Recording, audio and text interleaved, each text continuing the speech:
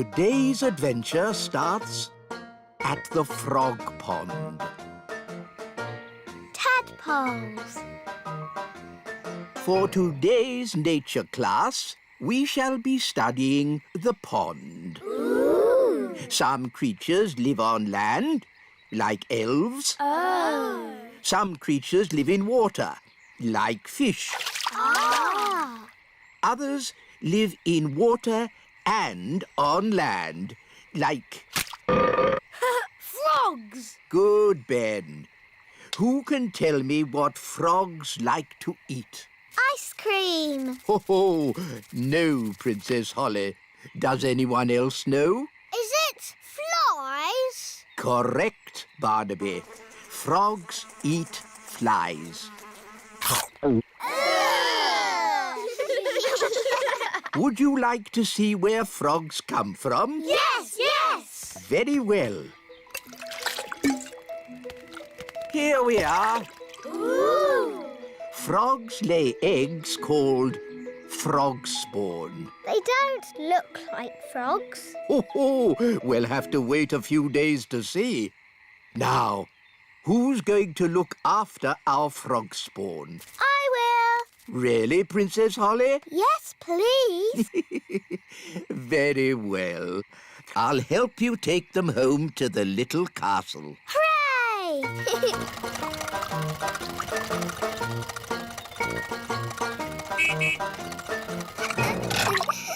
Da da dum, do da dee da, da da la la, da dum dee da, da la la dee da da. Nanny Plum! Nanny Plum! Hello, Princess Holly. How did your lesson go? It was great. We learned all about frog spawn, and I've got some homework to do. That's very nice. Hello, Nanny Plum. Where do you want the frog spawn? Goodness me! Frog spawn? You always said I should learn more about nature, Nanny. Yes. But I didn't expect it to be in my kitchen. It was great today, Mummy. We learned all about frogs, and I've got some homework to do. That's nice, darling. Good night. Good night, Mummy. Morning time. Good morning, frog spawn. Oh, where did those little fish come from? Those aren't fish, Holly. They're tadpoles. Hello, tadpoles. What are tadpoles, Nanny?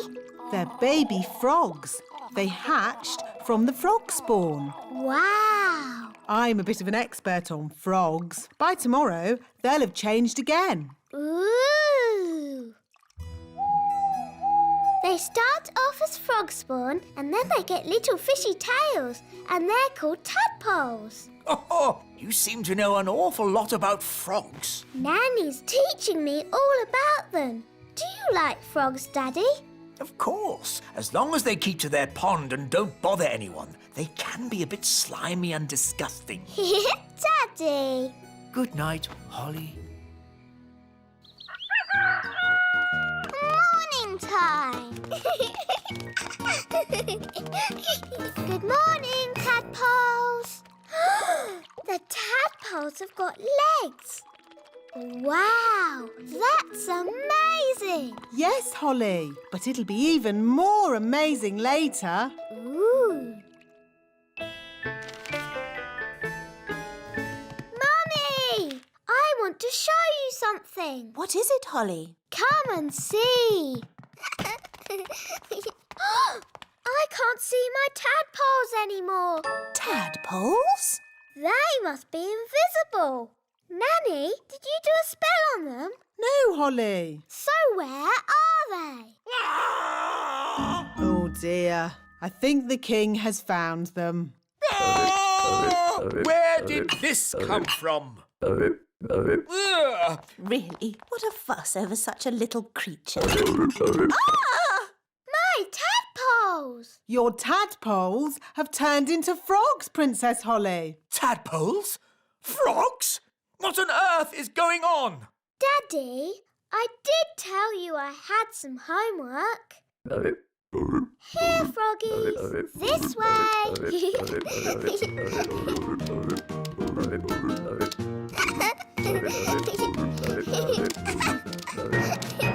This is my room. And these are my toys.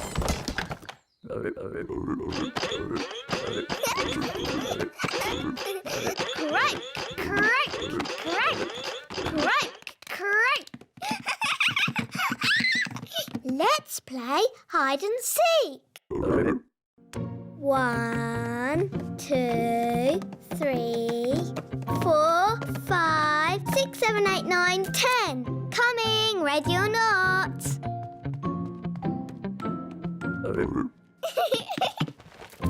Found you. Let's play another game. Hop, hop, hop.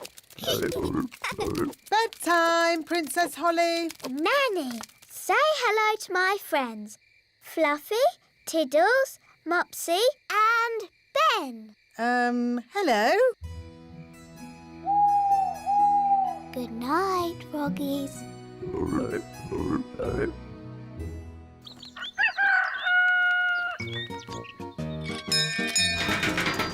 Good morning, Ben. Are you coming out to play, Holly?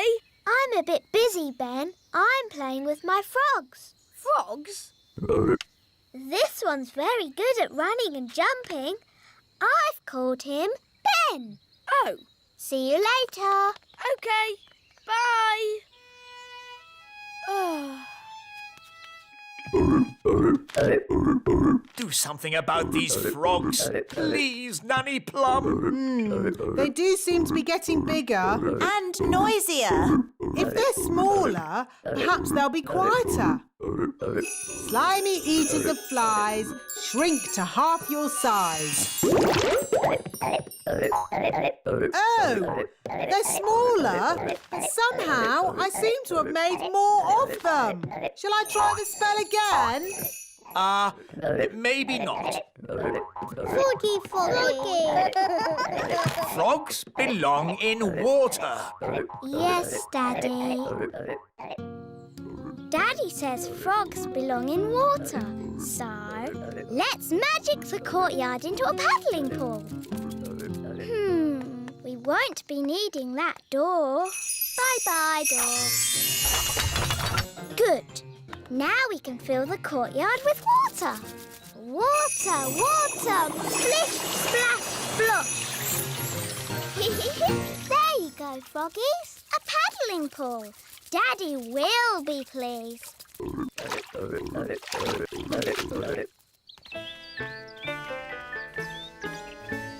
That's odd. Where's the door gone? It was there earlier. No problem. I'll magic it back. Oh, no. Sorry, froggies. Holly Thistle, did you do this? Yes, Daddy. You said the frogs needed water, so I made them a paddling pool. That's enough. The frogs must go. Oh. Off you go. Shoo. Hi, Holly. Are you okay? No. Daddy says I've got to send my frogs back to the pond, but they won't go. What we need is a clever plan to move them. Elves are very good at clever plans, and I'm an elf. So what is your clever plan? We'll play leapfrog. You jump over my back and I'll jump over yours. Hoopla! Hoopla! How's this going to help? Hoopla! Hoopla! Look, they're following us. Hoopla! Hoopla! Hoopla! Hoopla! Hoopla! Hoopla! Here we are, the pond. Well done, Ben. Thank goodness they're not in the castle anymore. But, Daddy, I'll miss them. Don't worry, Princess Holly. They'll come back to the castle one day. Why? Frogs always return to the place where they hatched to lay their eggs. Oh. Yippity-doo-dah! today's adventure starts at the Great Elf Tree. Lucy's picnic. Now, children, is everyone ready for the tour of the elf factory? Yes! This way, please. All aboard. Next stop, level 99. Hold tight. Ah, my tummy!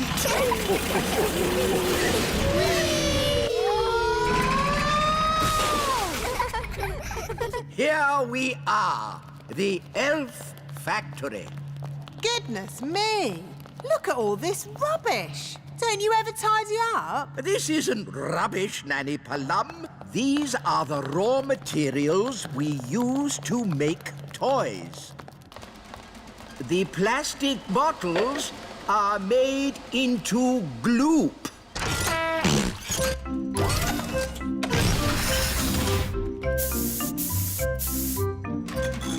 The old tin cans are made into clockwork cogs.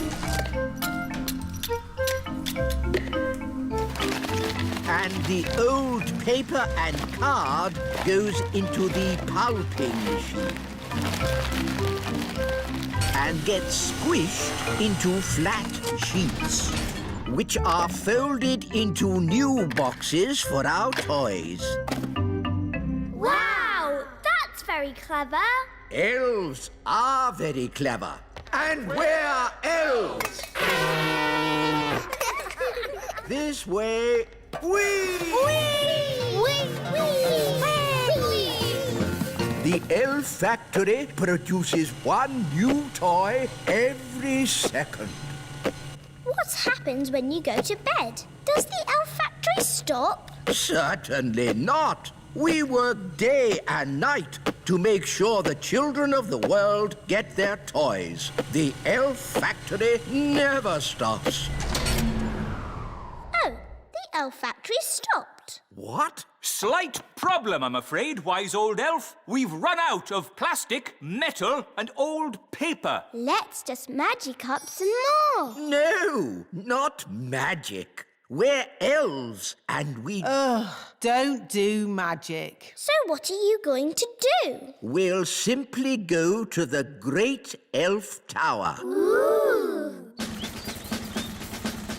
To the Great Elf Tower. What is the Great Elf Tower? Oh, it's a wondrous place. I've never heard of it. The Great Elf Tower gives us all the things we need to make toys. How does it do that? When big people have picnics in the Little Kingdom, they put plastic bottles, tin cans, and old papers into the Great Elf Tower. We're here. Behold, the Great Elf Tower. Where? All I can see is a litter bin. What? Big people and fairies might call it a litter bin, but to us it is the Great Elf Tower. Why are you wearing those funny clothes? They're not funny. These are safety clothes. The Great Elf Tower can be very dangerous. And very smelly. Here goes.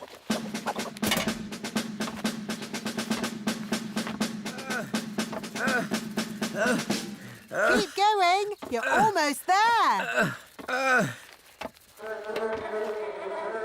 you found lots of things for making toys? Not yet. It's a bit dark. I'll go down and take a closer look. Oh, dear. I think the Great Elf Tower is empty. Oh. Mummy, Daddy, can I have some more jelly, please? This is a Dad, I can hear big people. We must stay out of their way. Big people have very big feet. Come on, Rex. That was a lovely picnic. Let's tidy up. OK, Dad. I'll take the litter to the bin. Thank you, Lucy. Come on, Rex. That's the sound of big people. Quick! Get out of the bin! Huh? What was that? I said, get out of the bin! It's not a bin. It's the Great Elf Tower. Just get out of there, you silly old elf! Excuse me. Ooh, a little fairy. Hello? Ooh, and a smelly little fairy. I am not a smelly little fairy. I'm a smelly little elf. It's that little girl we met at the farm. Yes, it's Lucy. Hello, Ben. Hello, Holly. We're having a picnic. Look, Gaston, it's Rex. He likes you because you're smelly. Charmed, I'm sure. Ooh, you've brought all your friends from fairyland. This isn't fairyland. It's the Little Kingdom. Load the elf trucks. Right-ho! Lift ho, lift ho, lift, lift, lift, lift, lift. Catch ho, catch ho, catch. But why do you want all this stuff?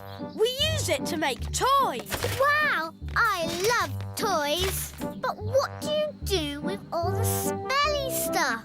It makes lovely compost for the elf farm. Back to the elf tree!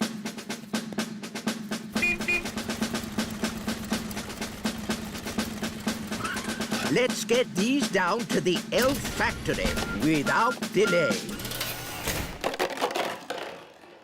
Wow, look at that tree. There are little windows in it. I wonder if there are any fairies inside. Ah! It's all right, Mum. It's just our friend Lucy. Oh, nice to meet you, Lucy. Hello. Here's a little present to remind you of your visit. It's our latest toy, fresh from the factory. Wow, thanks. Is this made from my rubbish? Yes, that's why we're very grateful to you for putting rubbish in the Great Elf Tower. What's the Great Elf Tower? He means the litter bin. You're welcome. Thanks for showing me your tree. I always thought fairies lived in castles. For the last time, we are not fairies. We're elves. I live in a castle, Lucy. Come and see. Wow, a real fairy castle. It's okay, Daddy. It's only Lucy, the little girl. Hello, Lucy. How do you do? Oh, another little elf. I'm not an elf. I'm a fairy king. Nice to meet you, Your Majesty. Lucy, home time. Oh, I have to go now. Thanks for leaving all the stuff in the bin. Don't you mean the Great Elf Tower? He really does like you. Bye, Lucy. Come back soon. Oh, dear. The car won't start. Look, it says empty on the petrol gauge. No petrol? Oh, that's not good. Oh, I wish we could help them. Nanny Plum, maybe you could sort this out with a bit of, fairy thingy. Fairy thingy? What's that? You know, the stuff you do with your wand. Oh, do you mean magic, wise old elf? Yes. Magic. Very well, magic it is. Thunder and lightning, north wind blow. Go, car, go, go, go! There, just enough fairy dust to get them home. Oh, we've got no petrol, but the car's working. Maybe this car is so modern it doesn't need petrol. Well, ask at the garage. Bye, Lucy. Come back soon. Thanks for mending the car. Lucy, who were you talking to? I met some elves and fairies. That's nice. The car is shiny today. I've never seen it so sparkly. It's fairy dust. What a sweet idea. Today's adventure starts at the little castle. The Wand Factory. Oh, Strawberry. Isn't it a lovely morning? Yes, Nanny Plum. Hi, Holly. Hi, Strawberry. Have you come to join us for wand practice? No, I came to see if Holly wanted to play. But now you can join us for wand practice. But I don't know where my wand is. You're holding it. Oh, yes. So I am. Come along. You know how much fun wand practice is. Right. Now you can practice lifting rocks with magic. Up and down. Up and down. Up and down. Up and down. Very good. Keep it going. Up and down. Up and down. Hi, Holly. Hi, Strawberry. Do you want to play football? We can't. We have to do wand practice. Up and down. Up and down. Aren't you supposed to be gentle with your wands? It's okay. Wands are very strong. You don't want to break them. Don't be silly. They never break. Show him, Holly. Hit your wand on that rock. Okay. Oh, dear.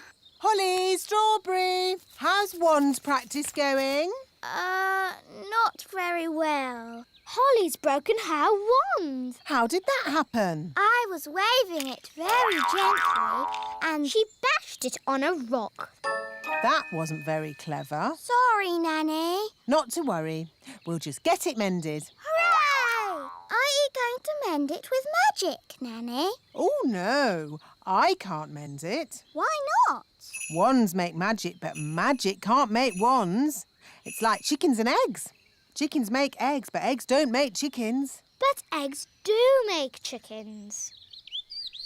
Whatever. The important thing is I can't mend wands by magic. So, who can mend it? The elves that made it. Elves? Do elves make wands? Of course they do. Everyone knows that. Elves are very good at making wands. And we're elves. To the elf factory! But Nanny, wands are magic, and elves don't do magic. Elves don't use the wands, Holly. They just make them. Good morning. Can I help you? I've broken my wand. She bashed it on a rock. One moment, please. Wise old elf. Wise old elf, please report to reception immediately. Ah, Princess Holly, what can I do for you? Holly's broken her wand. She bashed it on a rock. I see. Not to worry. We'll just mend it. Follow me. Now, you will need these hard hats. Ooh. We'll be taking the train. Ooh. All aboard. Hold tight, everyone. We're going deep down. How deep down? Level 500, the Wand Factory. Level 500? It's the deepest level there is. Why is the wand factory so deep underground? Because wands are magic. And elves don't like magic. So we built the Wand Factory as deep underground as possible. Oh, my tummy. Now, what's wrong with your wand? It broke itself. She bashed it on a rock. Yes, but we need to find out exactly what's wrong with your wand. Ooh. The X-ray shows it needs a new stick and a cog service. This way. This is the stick house, where we grow wooden sticks for wands. But there are loads of sticks just lying around in the meadow. Ah, but the stick for a wand must be specially grown. And made from the right type of tree. Correct, Nanny Plum. The wood for my wand comes from a plum tree because I am Nanny Plum. The wood for your wand, Holly, should come from a... Holly tree! Exactly. So, Strawberry, what tree does your wand come from? It must come from a strawberry tree. Oh.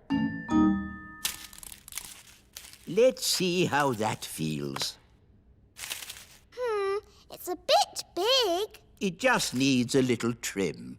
This stage of wand repair is a mixture of woodwork and gardening. Is my wand mended now? Not yet, Princess Holly. We need to mend the head. Follow me. This is the clockwork room. Ooh!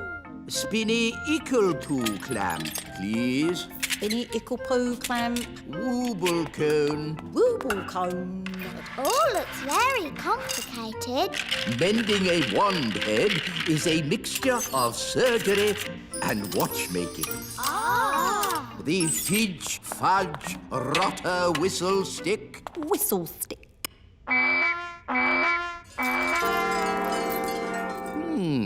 Interesting. That doesn't sound right. Very good. Hooray! Can we go home now? Not yet, Nanny Plum. Holly's wand needs testing.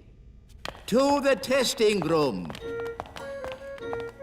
The wand testing room. It is the safest place to do magic in the kingdom. Why do you need a special room to do magic? We don't want the magic leaking out and causing trouble. Where's the fun in that? Magic is not meant to be fun. Safe and sensible magic is what we do here. What's he doing? He's setting up the testing robot to do a magic spell. What's that? Lemonade. We're going to test the wand by turning the lemonade into something else. Is it going to turn into a golden coach? Or a monster with 100 eyes and 3 legs? Wait and see.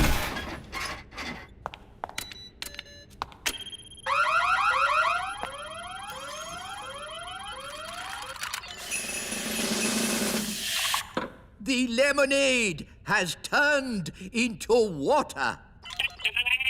Why would you want to do that? That's not magic. It's very sensible magic. It's rubbish magic. Well, what would you turn it into? How about this? Ah! You did magic outside the test room. Oh, it's a lemon. I meant to turn it into a frog. Nanny Plum. My wand's not working right. It's rattling. Oh, I see what you mean. That doesn't sound right. When did you last have this wand serviced? 10 years ago? Wands should be serviced once a year. Here, try that. Yes, that's much better. Nanny, you turned the wise old elf into a frog. So I did. Are you going to turn him back again? Oh, I suppose I'll have to. Silly old elf, back to yourself. Very good. Your wand seems to be working perfectly. Don't wait 10 years before getting it serviced again. Yes, wise old elf. Sorry. Thank you for mending my wand, wise old elf. You're welcome, Princess Holly. It's good to have you back again, Wand. I promise to take special care of you from now on. Yes, don't bash it on a rock. I won't. Today's adventure starts at the little castle. The party! Come on, everyone. We've got to get ready for the party. Party? Daisy and Poppy's birthday party. Oh, no! Party! Party! 2 magical toddlers are bad enough. But when all their little friends turn up, it's terrible! I've got it. We'll have the party, but we won't invite any guests. Da-da-da-da! I've sent out all the party invites and everybody's coming. Oh, who's coming? There's little Tarquin. Tarquin like party. Oh, no. Tarquin is a monster. And there's Raspberry. Not my little sister. Even her wand is rude. And Nettle Elf. My little sister. She's got a stinging nettle in her hat. And it stings when you touch it. Nettle Elf is the naughtiest of the lot. What do you expect? She's got a pirate for an uncle. Yes, Redbeard the elf pirate. This party is going to be a disaster. Don't worry. I've got it all planned. We'll have magic games, followed by my magic show, and ending with magic jelly. Magicy, magicy. I was wrong.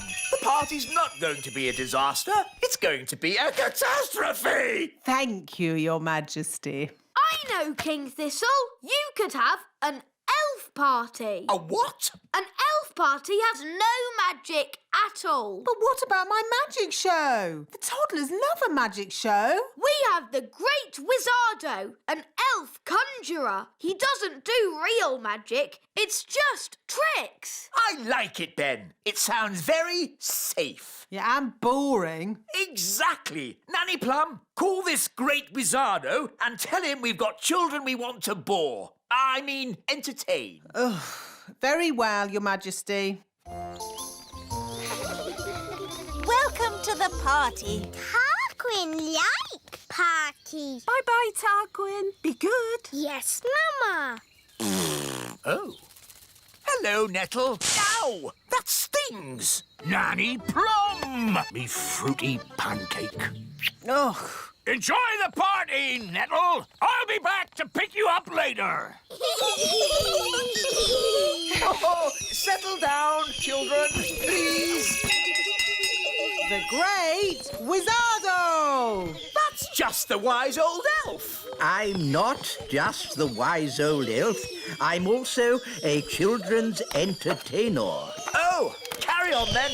These children are a bit of a handful, especially when they do magic. There won't be any magic at this party. I'll put the toddlers' wands into the library, where they can't cause any trouble.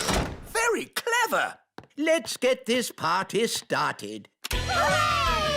Musical statues. When the music stops, you have to stand as still as a statue. Aha! Raspberry, I saw you move. And you, Nettle. That's because they haven't been turned to stone yet.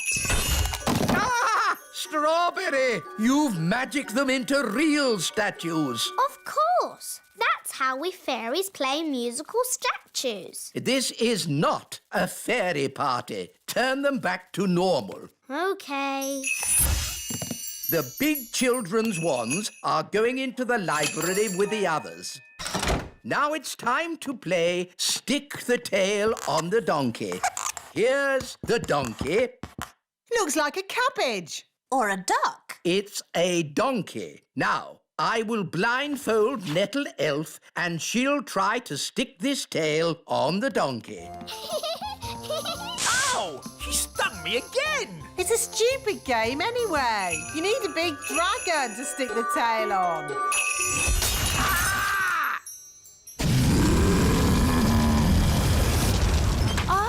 Looks like the twins' party has started. Get rid of the dragon! All right. Just trying to liven the party up a bit. I'm putting the grown-ups' wands in the library too. Now for my conjuring show. Hooray! Queen Thistle, please take a card. Don't show me. What is your card?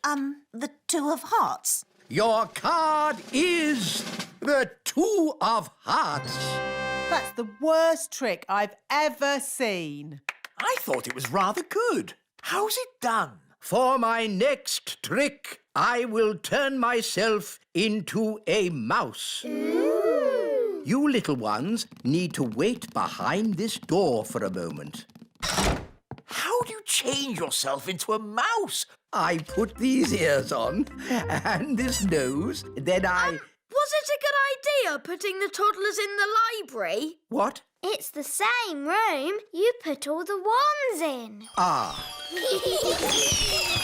Don't worry, the great Wizardo will sort this out. I'll show them my mouse trick. That will surprise them. They'll be surprised how bad it is. So it might work. Look, children, I've turned myself into a... Mousy! Squeak! Wow, that's not a bad costume.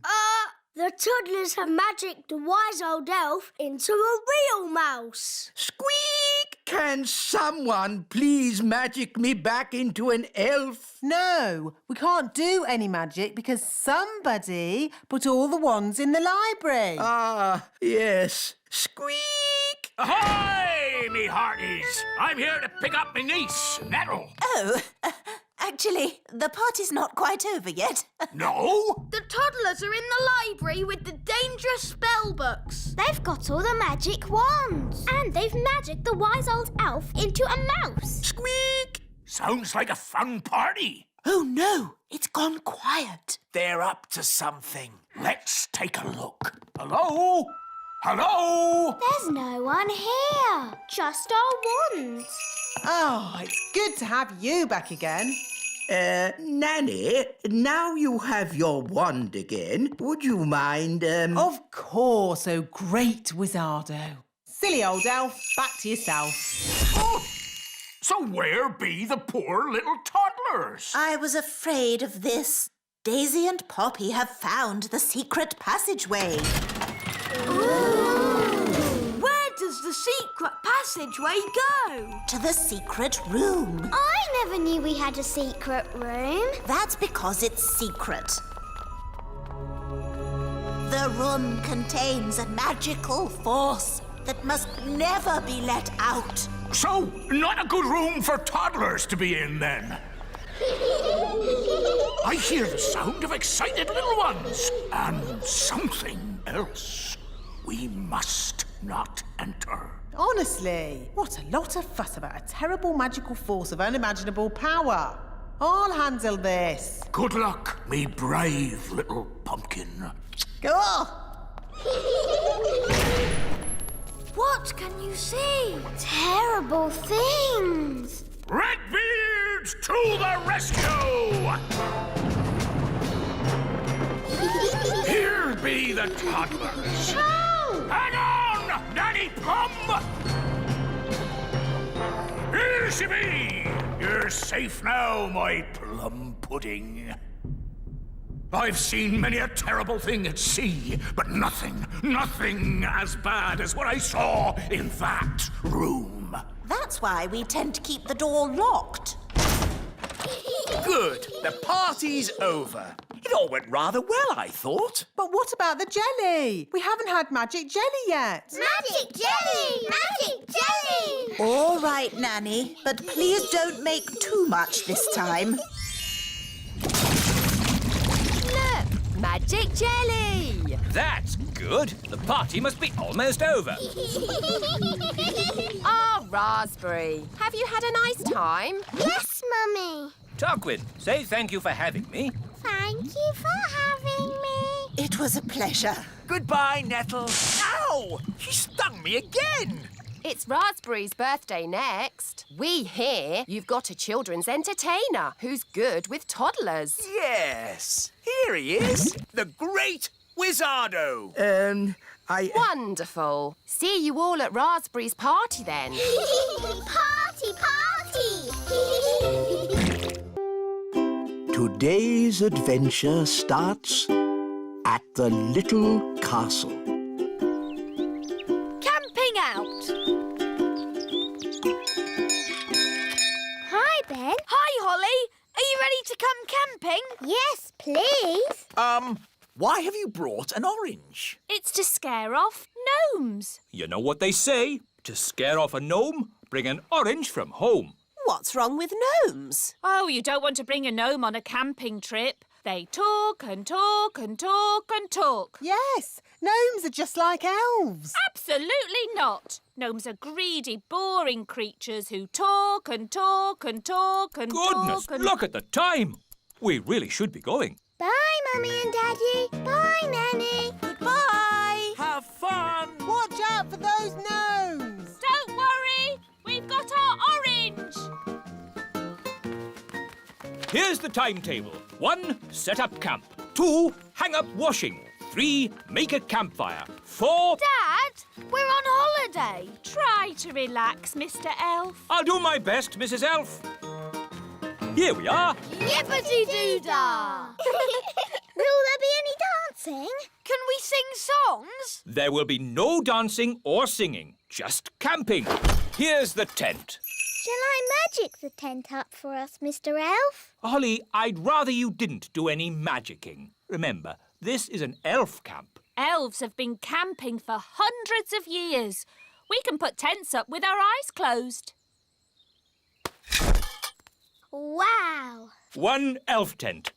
Hooray! Lovely. Now we're on holiday. Yes, and that means there's holiday work to be done. Holiday work? Next on the list, hang out the washing. But we've only just arrived. Why do you need to hang out the washing? A campsite can never be too clean and tidy. I'll slice the orange. Mrs. Elf, how do oranges keep gnomes away? It's the smell. Gnomes hate the smell of oranges. Oh. There. Now we're safe. Next on the list, collect sticks for the campfire. Here are some sticks. Here are some more. OK, that's enough sticks. Hello there. A gnome! Mind if I join you? Well... Thank you. I'll only stay for a week or two. Oh, no. But we had an orange. Yes, I wouldn't have found you if it weren't for the smell of this orange. But gnomes hate oranges. Normally, yes, but I'm on a balanced diet, you see. If I eat 10 pies and 20 steamed puddings, I need to balance that by eating fruit.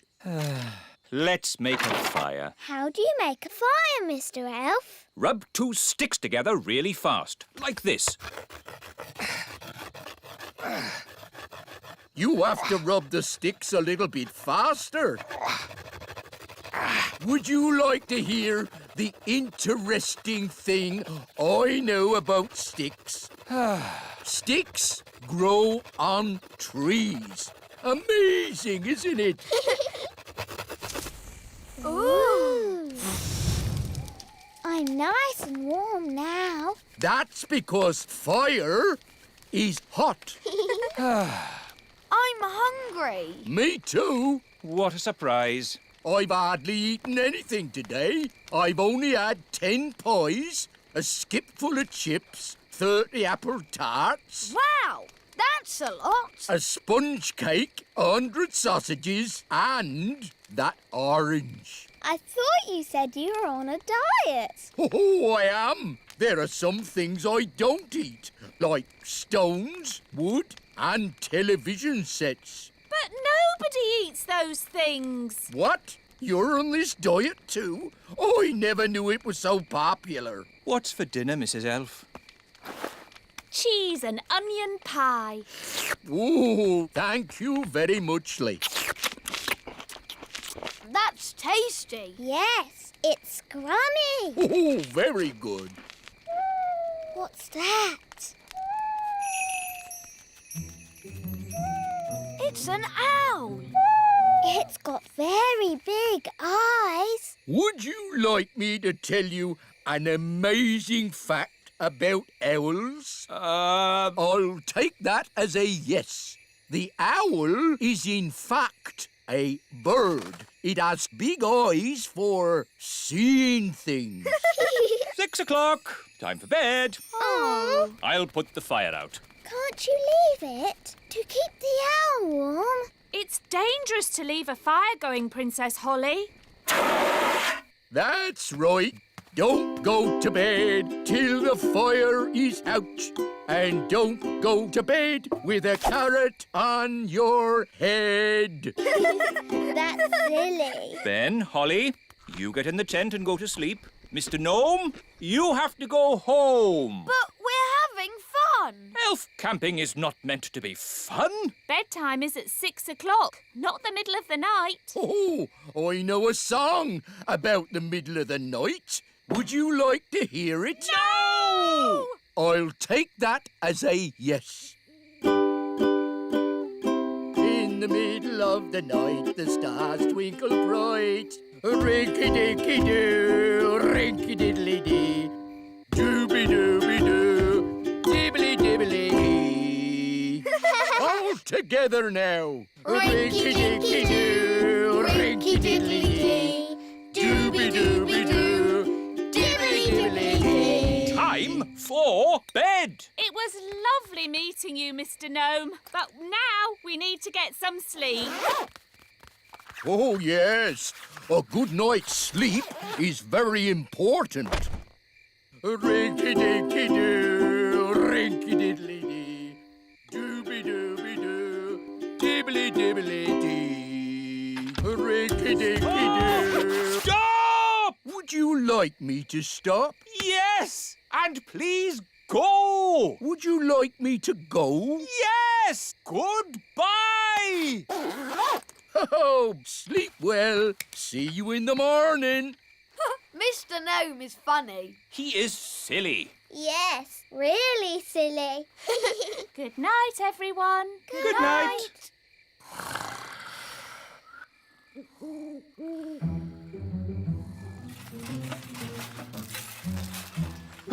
It's the gnome. He's come back to eat our breakfast. Oh, a mole! Oh, it's eating our washing. Shoo! Shoo! Go away, mole! Princess Holly, do you know a magic spell to get rid of moles? I'm sorry, Mr. Elf. I don't. Oh, dear. Think, Mr. Elf. What gets rid of moles? Hello? Hooray! Yes, moles don't like us gnomes. No idea why.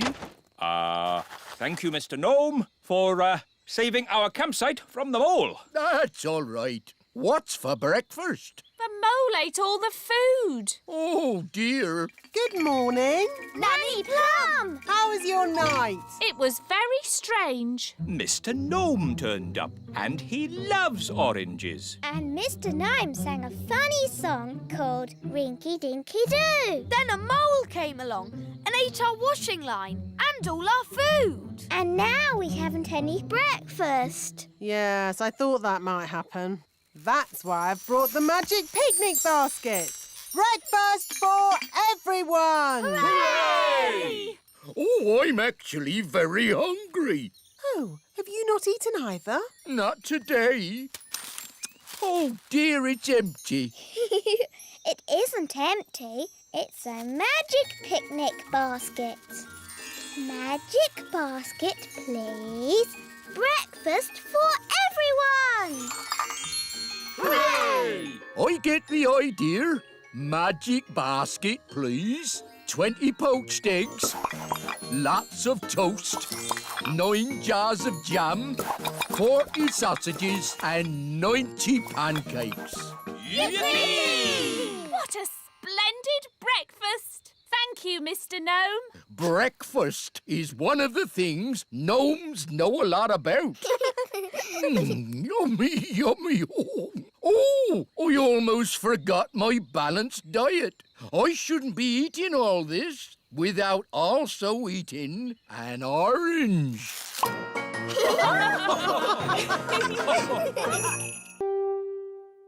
Today's adventure starts at the meadow.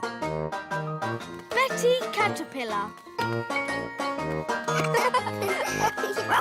To you, Gaston. To you, Ben. To you, Holly.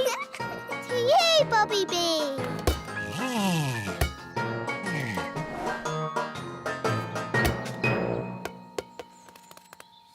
Whoa! Who are you? It's a caterpillar. Hello. Ben, can you speak caterpillar language? Not really. It sounds like she's saying Betty. Hello, Betty. We're playing with our friends, Gaston the ladybird and Bobby Bee. Would you like to play too? That must mean yes. Let's play racing. Fastest across the meadow is the winner. Can we fly? No flying and no magic. Okay. Ready, steady, go!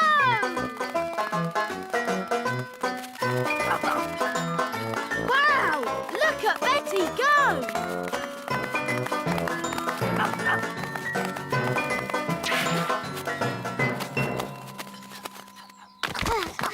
Wow! Well done, Betty. How about Gaston showing us some tricks? Good idea, Ben. We can sit and watch for a bit.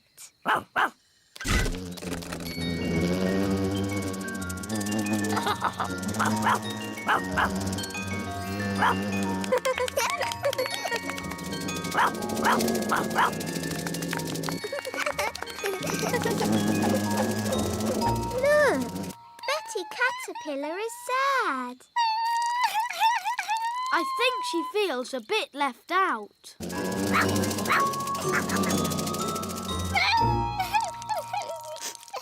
I know how to cheer her up. Oh, good. Go on then, Ben. Don't be sad, Betty. Flying isn't everything. Elves can't fly, and I'm an elf. That didn't cheer her up much. Maybe I can make her fly by magic. Can you do that? I think so. Abracadabra, fly, Betty, fly. Wow, it worked. Oh, I didn't expect that to happen. We need to rescue her. I could do another spell. No, I've got a better idea.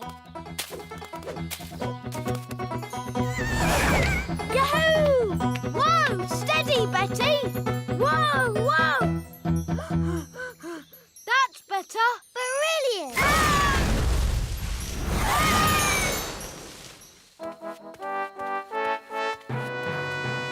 Hello, Holly. Oh, hello, Daddy. Whoa!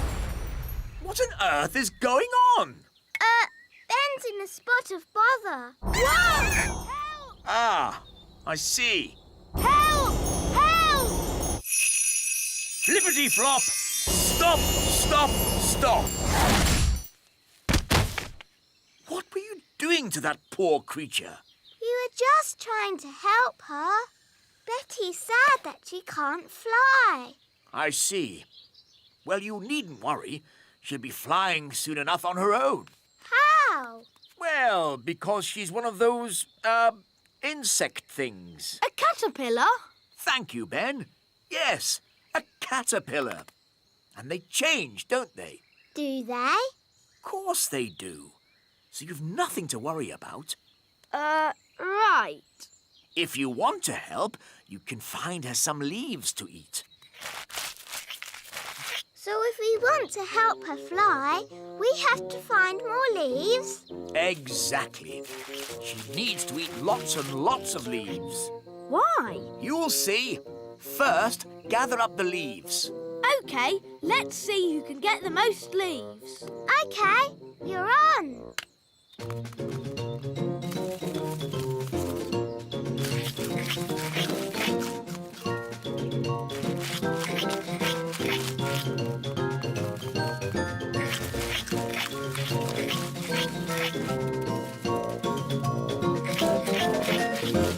Oh, do you think we fed Betty too many leaves?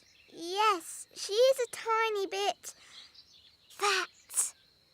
There's no way she'll ever fly. That's better. She's a good weight now. Daddy, how can this help Betty fly? Oh, you'll see. Home time! Ah, that's Nanny Plum calling me in. Ben! Home time! And that's my dad. See you tomorrow. See you tomorrow, Ben. Good night, Betty.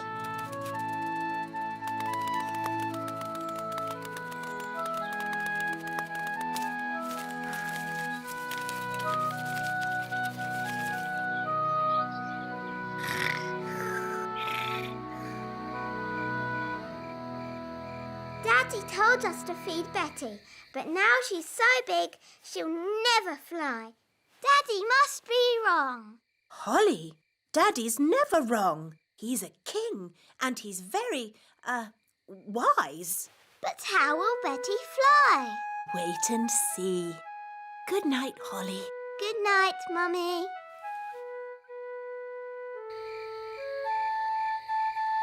But how will Betty Caterpillar fly? Well, she won't exactly be a caterpillar anymore. I don't get it. You will tomorrow. Good night, Ben. Good night, Dad. Morning time.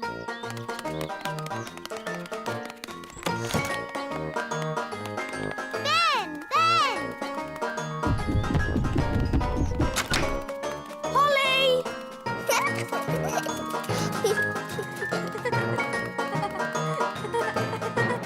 Hi, Ben. Hi, Holly. Oh, where's Betty?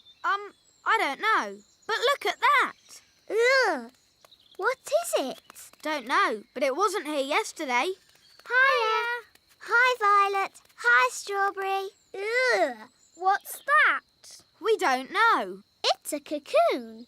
Caterpillars make them. So, is Betty Caterpillar inside? Yes, but when she comes out, she won't be a caterpillar anymore. What will she be? Maybe a frog.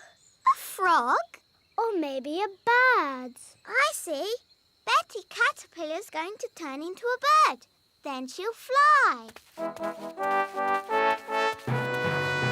Ah, a cocoon. Yes, Daddy. Betty Caterpillar is inside it. And when she comes out, she'll be able to fly. Because she'll be a bird. Actually, caterpillars don't normally change into birds. Do they change into frogs? Not frogs either. But what will she? Hello, Betty. Oh, she looks the same.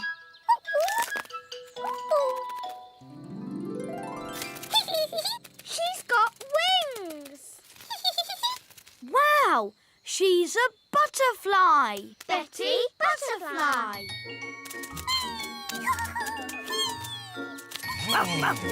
Look, they're all flying together. She looks really happy. Let's join them.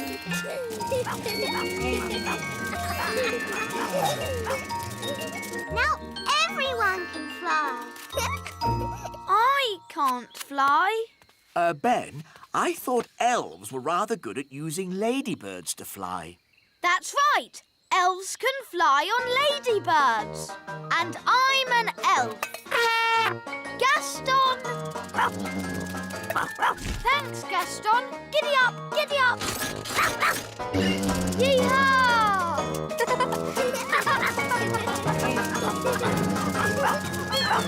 Betty Butterfly. Today's adventure starts at the Great Elf Tree. The Frog Prince. Hello, Mrs. Elf. Hello, Princess Holly. Can Ben come out to play? Sounds like he's on his way down already. Hi, Ben. Hi, Holly.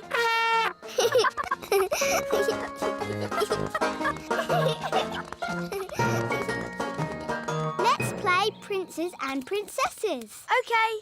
I can be the princess because I am a princess. And I can be the prince. Yes, I'll turn you into a prince by magic.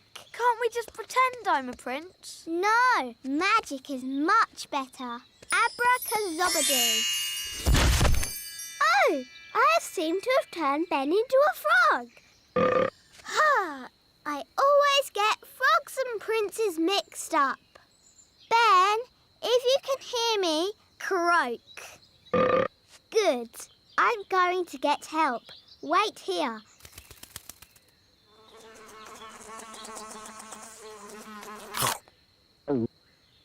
Dee-dee-da-dum-dee-dum-dee-doo. Dee-dee-da-dum-dee-dum-dee-doo. Nanny Plum, come quick. I've turned Ben into a frog. Oh, good. You've been practicing your magic. No, it was an accident. Ben is not happy being a frog. Frogs are never happy. Can you help me turn Ben into himself again? All right. Now calm down. I'll fetch my wand while you wait with Ben. OK. Make sure he doesn't hop off. Frogs do that.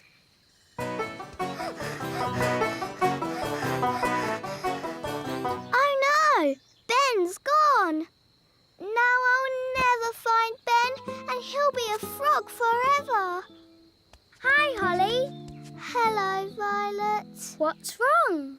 I've turned Ben into a frog and he's hopped off somewhere.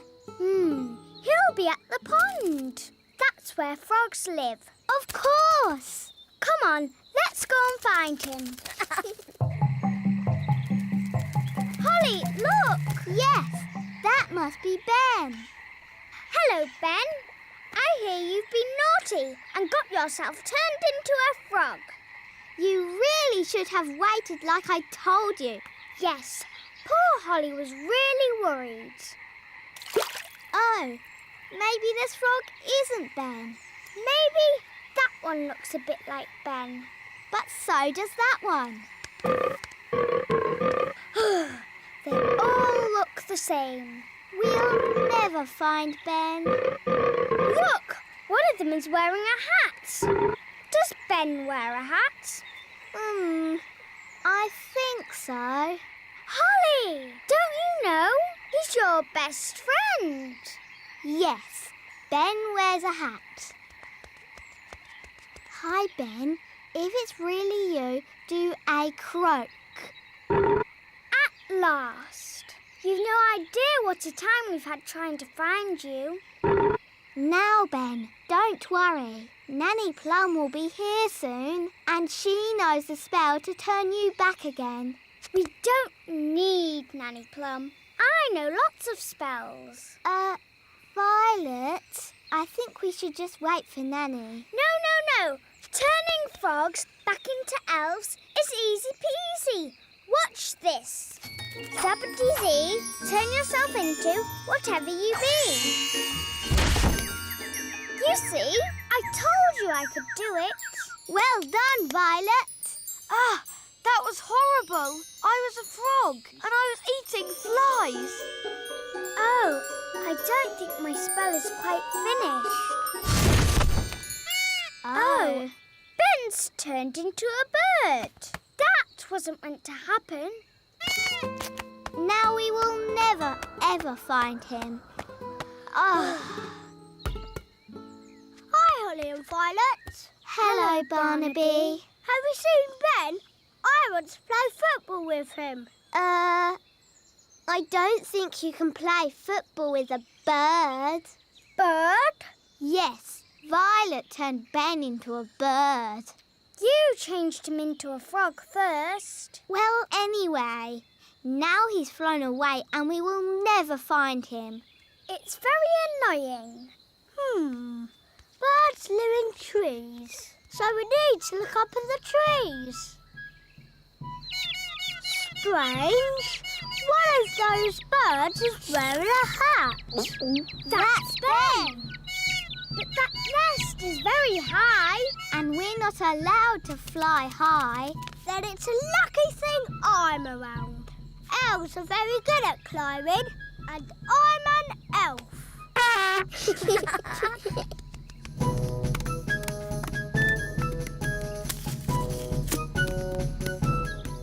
Ben, is that you? Easy now. Don't fly away. Hooray! Now, we just have to get Ben turned back into Ben again. I've got a very good idea. If we both do a spell together... Yes, that would be fun. Abracadabra. That was disgusting. I was a little bird and I was eating worms. Oh, I don't think our spell is quite finished. Ben's turned into a rabbit. Now he'll hop off somewhere and we'll have to find him all over again. We're not having a good day. What about poor Ben? Goodness me, Holly. I've been looking everywhere for you. Sorry, Nanny, but Ben kept wandering off and we had to keep finding him. I see. So where's this frog that needs to be turned back into Ben? Here. But that's a rabbit. Ben was a frog, then a bird, and now he's turned himself into a rabbit. We've tried everything. Well, it just shows that you both need a lot more spell practice. Yes, Nanny Plum. Fairies of your age really should be able to get a simple spell right. Yes, Nanny Plum. Watch and learn. When you turned Ben into a frog, abracadabra. You should not have turned him into a bird. Zabbity-zee. And certainly not into a rabbit. Abracadabra. No, at the start, you should have made him Ben again. Abracadabra-zabbity-zee. Hooray! For you! I'm glad that's over. You see, girls? It's easy. Anyone can do it. OK, can I have another go? No. If anyone can do it, I want to go. Oh, all right. Holly, give Ben your wand. But elves don't do magic. I'd like to give magic a go, just this once. That's the spirit, Ben. Into frogs, abracadabra. Phew, for a moment I thought Ben was going to turn us into frogs. Abracadabra. It's no good. Elves don't do magic. Maybe you just need a teeny tiny bit of magical help. Tricky trick trick. This young elf do magic. There. Have another go, Ben. Into frogs. Abracadabra. Hey, it worked. Into birds. Zabbity-zee. And into rabbits. Abracadabra. There, all finished. Very good, Ben. But haven't you forgotten something? What? You need to turn them back into girls again. Do I? Oh, OK then. Abracazobity-zabbity-zee! Well done, Ben. Did you two follow that? Yes, Nanny. I think so. Good. Anyone else want to try? Yes, please. Can I have a go? No. How about a game of football? Yes, football. And the rules say no magic. OK. Yes. I think we've had quite enough magic for one day. Today's adventure starts at Gaston's cave. Gaston's visit. Gaston! Are you coming out to play? Oh, Gaston's sneezing. Mummy, Daddy, Gaston the ladybird's caught a cold. I'm not surprised. His cave is leaking. Look. There's a hole here. Maybe if we move that pebble over it. Good day. Good day, wise old elf. What seems to be the problem? Gaston's cave is leaking. Leaks can be tricky. What you need is a proper builder to fix it. But where can we find a builder? I'm a builder. Really? Oh, yes. Elves are very good at building. And I'm an elf. In that case, I command you to fix Gaston's cave. Yes, Your Majesty. A wise decision. Interesting. There seems to be water dripping in. Yes, and there's a hole up here. Oh, that hole won't be the cause of the leak. How do you know?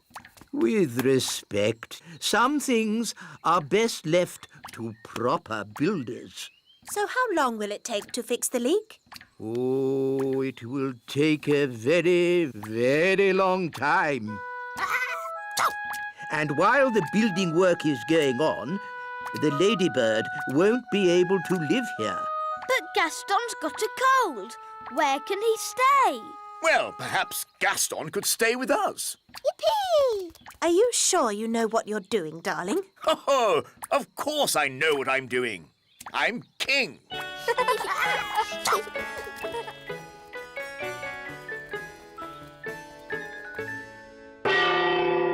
Lunchtime! Oh, I'm afraid insects are not allowed inside the castle. It's all right, Nanny Plum. Daddy's invited Gaston to stay with us. Oh, very well then. Make yourself at home, Gaston. Gaston, ladybird. I hope he's going to learn to wipe his feet. Gaston isn't well, Nanny. And he hasn't got anywhere to stay. I'm still not sure it's a good idea for him to stay with us. Don't worry, darling. Gaston will be no trouble at all. So, where is he going to sit? He can sit on this little chair. Nanny Plum, you can speak, Ladybird. What's he saying? Gaston says this chair is too little. No, that's the Queen's chair. Don't fuss, Nanny Plum. The Queen doesn't mind, do you, darling? Gaston says this chair is too hard. Actually, Gaston, that's my chair. Gaston says this chair is just right. Goodness, it's like having Goldilocks to stay. Never mind, Daddy. You can sit on this little chair. Yummy. Thanks, Nanny. Yes, this food is delicious. I suppose I'd better magic up some special ladybird food. By a ladybird's growl, food smelly and foul. Look, smelly welly. Gaston loves smelly food. Why isn't he eating it then? Gaston says it's too cold. Hello, Gaston. Daddy, I think he wants to try your food. Have a little taste if you like, Gaston. Gaston says it's just right.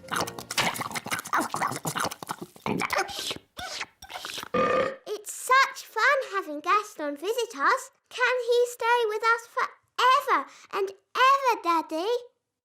Maybe not forever, but he can stay until his house is mended. Oh, goody!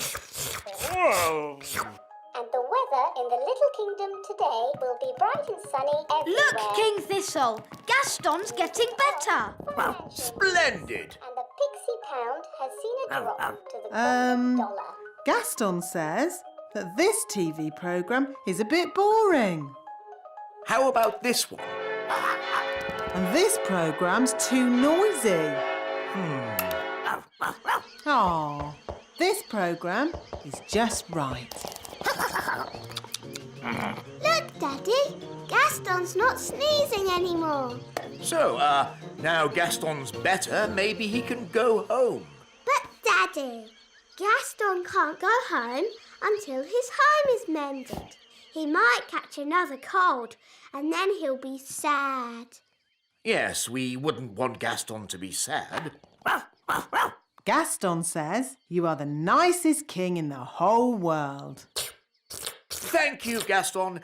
Maybe I'll go and see how the elves are getting on at your cave. Hello, wise old elf. How much longer is this going to take? As we builders say, there's no point in rushing things. Well, maybe a little rushing wouldn't do any harm. I'm afraid we have a lot of problems to deal with, Your Majesty. It's probably a silly idea, but have you tried moving that pebble over the hole? You're right. That is a silly idea. Maybe it's still worth a try? With respect, Your Majesty, we each have our jobs to do. You're the king, and I'm the builder. Of course.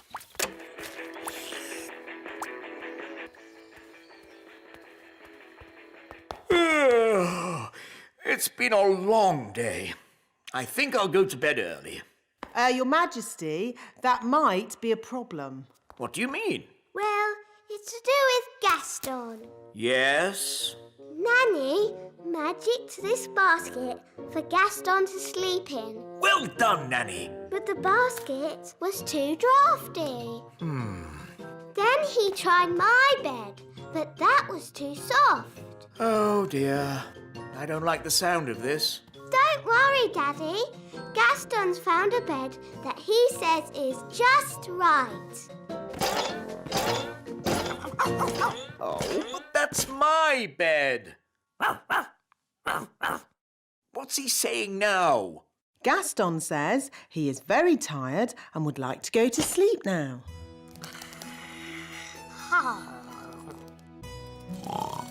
Good night, Gaston. Sleep tight. So, where are we going to sleep? Oh, that was the most uncomfortable night ever. Oh, how long is Gaston going to stay with us? I did say he could stay here until his cave was mended. And how long will that take?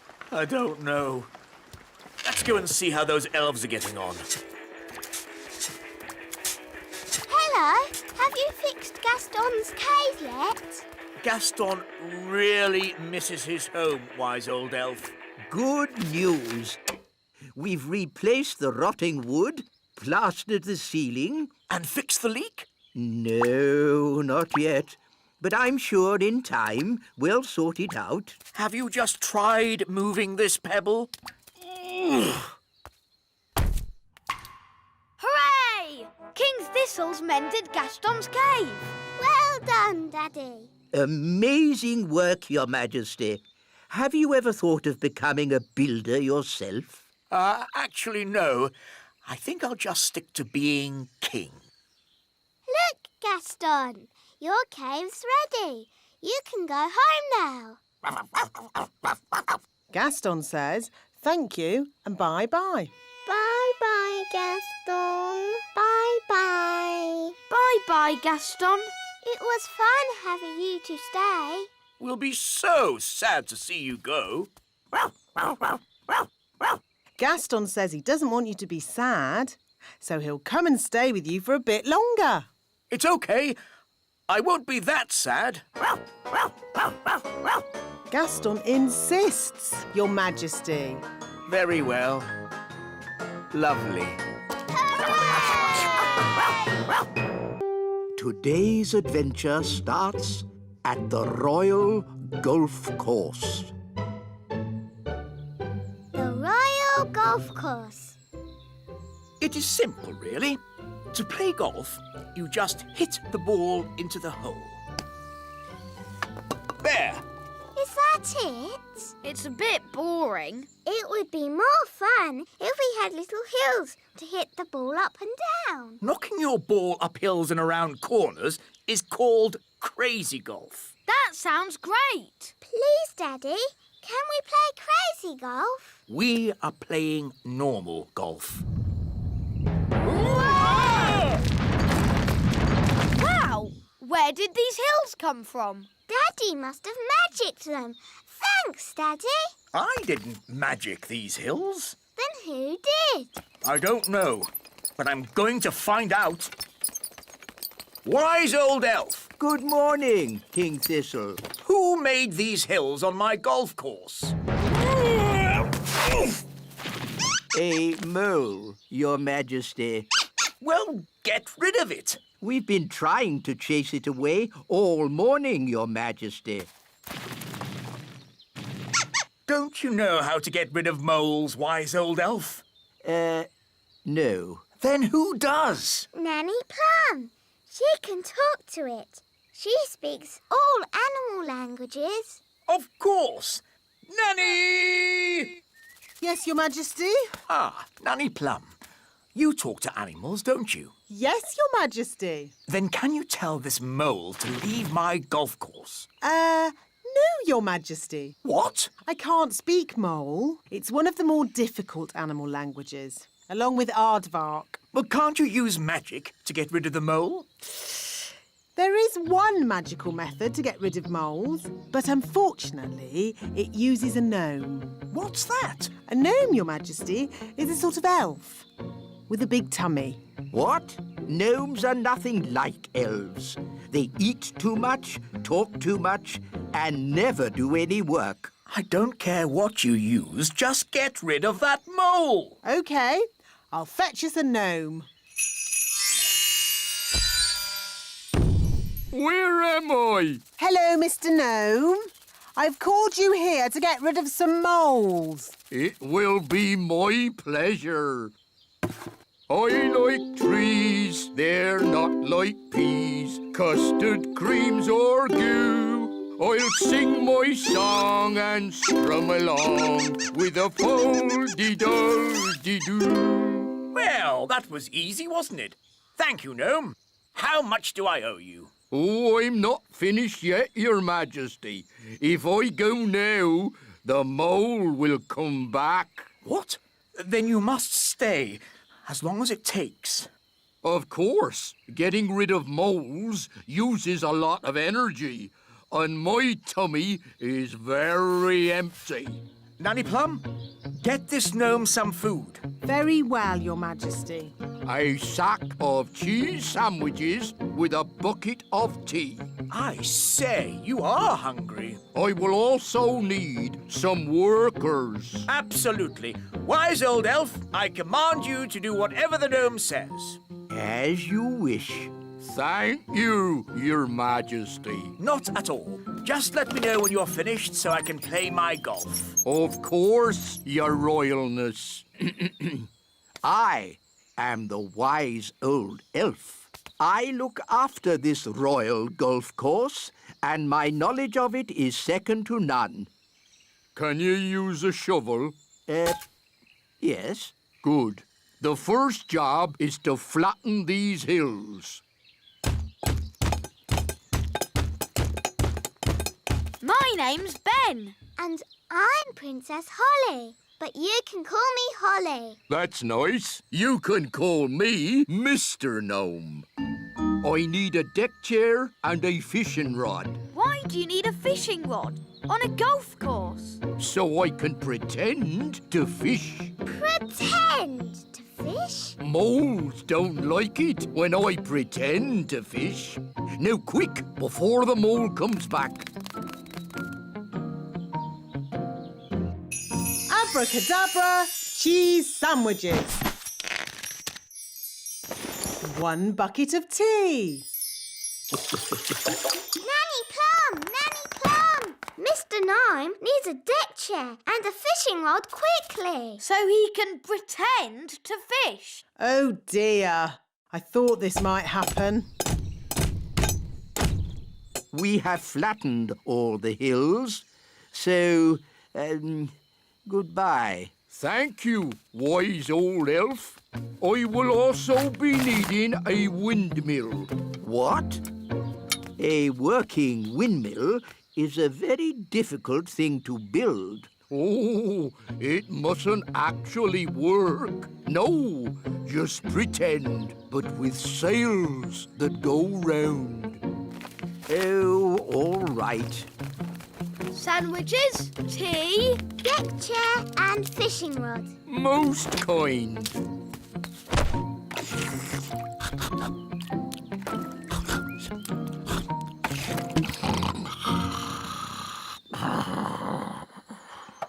What's that noise? Wise old elf, what are you doing? We're building a pretend windmill for the gnome. A pretend windmill?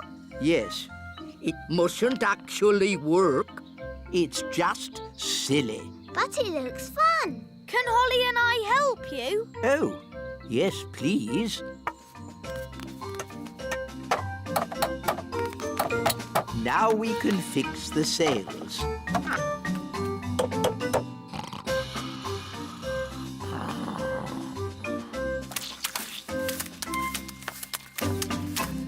Finished!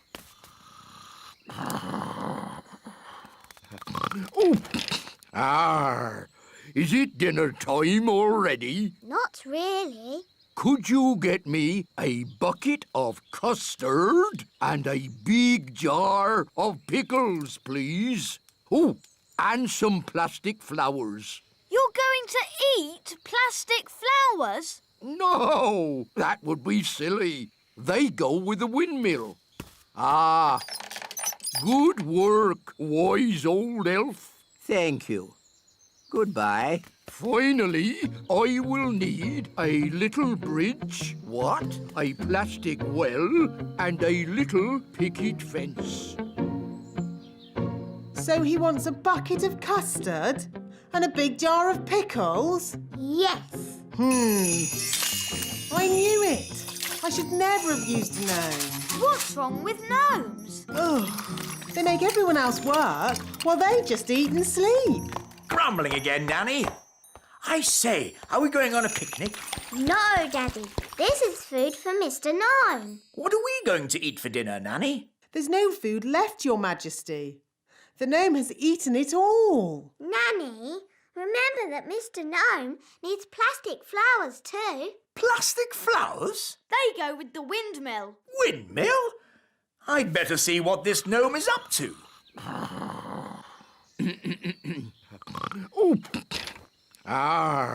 Thank you, wise old elf. I couldn't have done a better job myself. Ooh, look! A pretty bridge. I can see you've certainly been working hard, gnome. Yes, your kingliness. So, when will it be safe for you to leave? Oh, well, I don't think it ever will be, your royalness. What? I might have to stay here forever. But what about my golf? I won't get in your way. But you are in my way. Ooh, custard and pickles. I can't play golf with all this stuff around. I know. We can play crazy golf. Yes, crazy golf. This crazy golf is much better than the other kind. Yes. Daddy, do you want us to teach you how to play crazy golf? It's fun. Oh, OK. What do I do? Just hit the ball through the little windmill. And into the hole.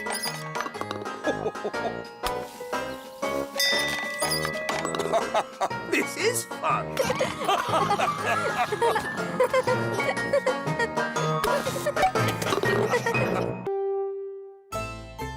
Today's adventure starts at the little castle. King Thistle's new clothes. The pink dress or the blue dress? Mummy, I can't decide. The pink one looks nice on you, Holly. But what about me? Green or yellow or turquoise? Ben, what do you think? Maybe the pink one for you and the greeny blue one for your mum. Green, blue, yellow, purple? What's all this fuss about? King and Queen Marigold are coming to visit today, remember? Oh, yes. They are very fashionable and I don't want them to think we look scruffy. Who looks scruffy? You look scruffy. Do I? Yes, Daddy.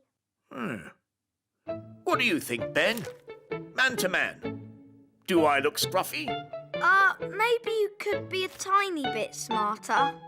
That is why I have ordered the elf tailor to make you some new clothes. And you must have a bath. OK. The elf tailor. That's just the wise old elf. I'll have you know, I'm not just the wise old elf. I'm also a qualified tailor. Oh, I see. Carry on, then. I'm off to have a bath. But hurry up. Our guests will be here soon. King Thistle's new clothes, Your Majesty. Ooh, lovely. But is this fashionable? This is a classic cut, made from the finest woolen fabrics, Your Majesty. Oh, very nice. Please, don't prod it, Nanny Plum. It's a very delicate fabric, which means you must not clean it with magic. Yes, yes. Thank you, tailor. Bye. Goodbye. Can you see that speck of dirt there, Holly? I can't see anything, Mummy. Nanny Plum, can you see that speck of dirt? Where? There? No. There. Oh. Oh, dear. Mummy, you've made Daddy's new clothes dirty. So I have. And King and Queen Marigold will be here soon. Nanny, have you got time to clean it? Leave it with me, Your Majesty. Nanny Plum, can Ben and I help you? Of course.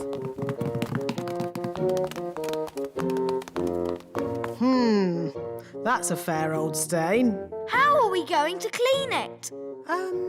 The elf tailor said we shouldn't use magic. That's all right. We'll just throw it in the washing machine. But the elf tailor said it was very delicate. What does an elf know about washing clothes? He makes them. He might make clothes, but he hasn't washed as many as I have. We'll need lots of soap powder. Are you sure this is a good idea? Of course it's a good idea. Nothing clothes like better than a good, hot, soapy wash. You know, as we're doing a wash, we should clean the king's old clothes as well. His scruffy clothes? Yes. OK. La la la la la la la la la la la la la la. Daddy! Yes? We're going to wash all your clothes. OK. Shoes and crown too, Nanny. Why not? Then everything will be clean. La la la la la la. Here are the clothes, Nanny. Fantastic. In they go. There. Now we let the washing machine do all the work.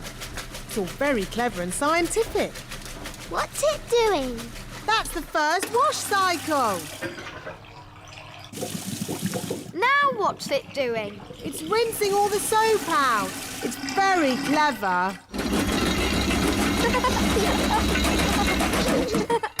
Finished! Yes.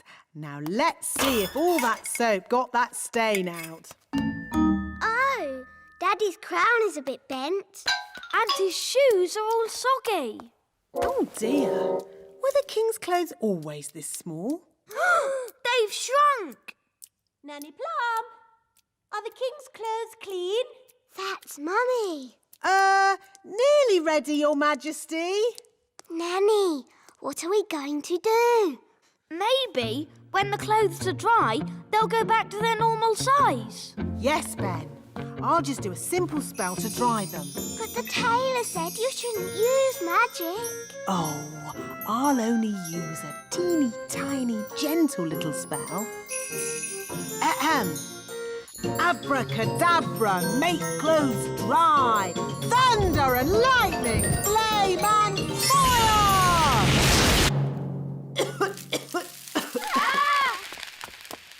Nanny Plum, quick, give me the king's new clothes. Our guests will be here any minute.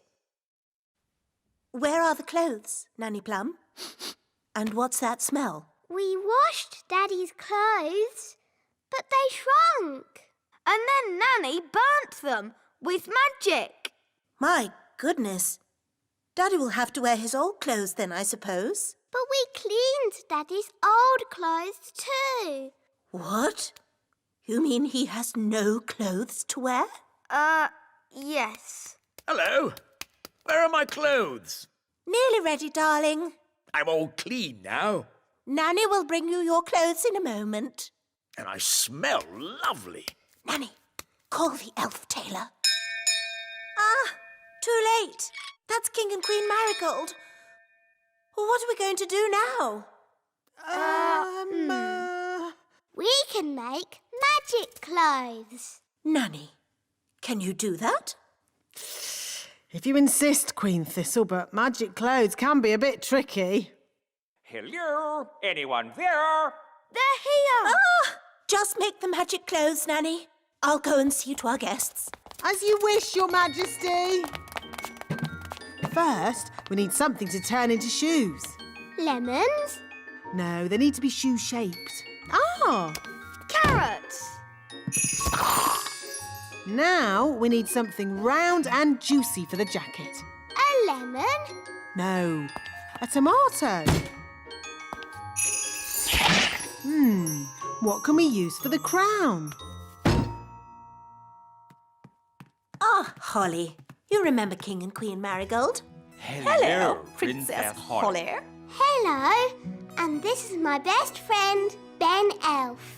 Hello, Ben. I must say, your clothes are quite, charming. Yes, nice and, sensible.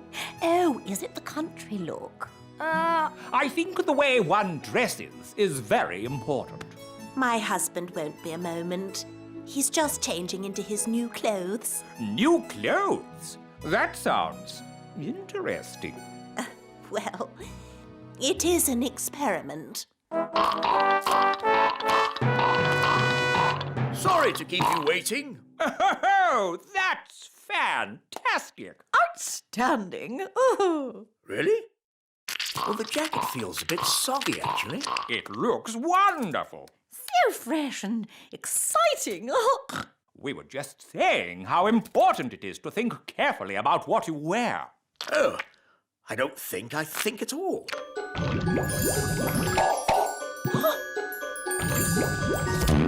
Oh, I say. Oh, what's that? Yes, I was worried that might happen. Tricky things, magic clothes. Silly Daddy. You've got a lemon on your head. This is nothing to do with me. My wife chose it. That is Amazing. Awesome. I've never seen anything like it. Absolute genius. Self-transforming clothes? I would never have thought of that. And you say that you don't think about what to wear. You know more about fashion than we ever could. Where do you get your inspiration from? Now, tell me, have you ever considered teaching fashion? Oh. Nanny Plum, could you make us something for dinner, please? Of course, Your Majesty. I can make you anything you like, as long as you don't want carrots, tomatoes or lemons.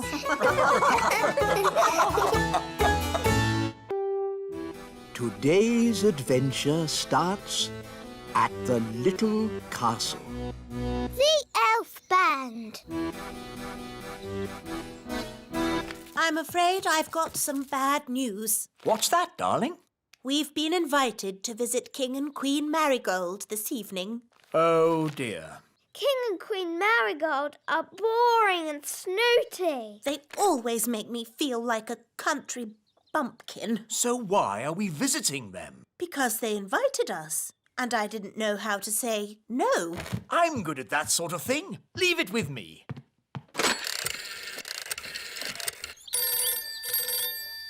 Hello. Queen Marigold, King Thistle here. I'm terribly sorry, but Queen Thistle and I can't come tonight. Oh, no. We were so looking forward to seeing you. Yes, sorry about that. But tonight we're going to, a music concert. What kind of music? Elf music. Elf music?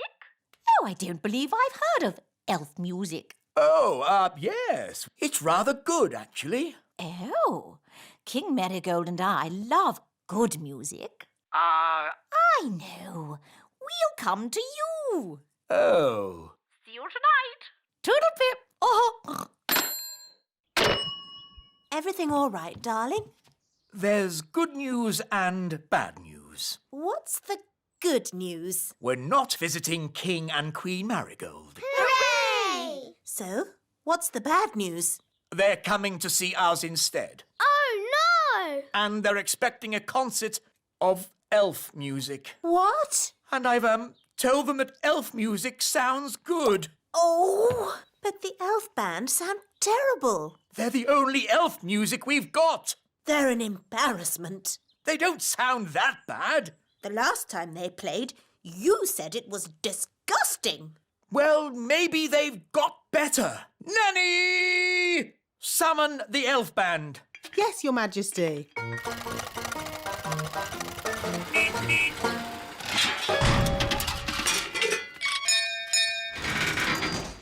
The elf band at your service, Your Majesty. Wise old elf. We have some very important guests coming to visit. King and Queen Marigold. They are very boring and snooty. And they want to hear some elf music. Have you been practicing? No, Your Majesty. You told us to never, ever play music again. I see. Well, you can play for us now. Oh, it would be an honor, Your Majesty. 1, 2, 3, 4. Oompa, oompa.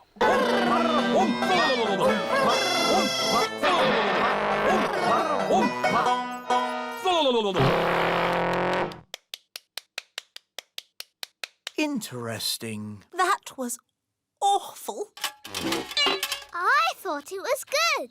You might like it, Holly, but I'm sure King and Queen Marigold will not. If I might make a suggestion, Your Majesty. What is it, Nanny Plum? Princess Holly could play her recorder for the guests. Yes, Nanny has been teaching me. And Holly has been practicing.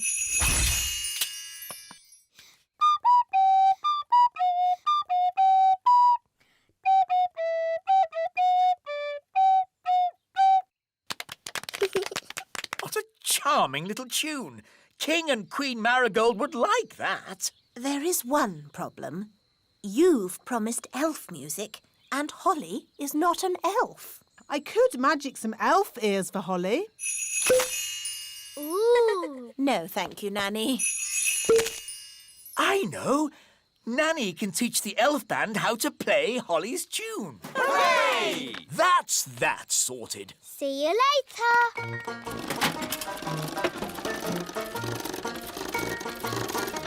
Everybody on? Yes. Right-ho, off we go.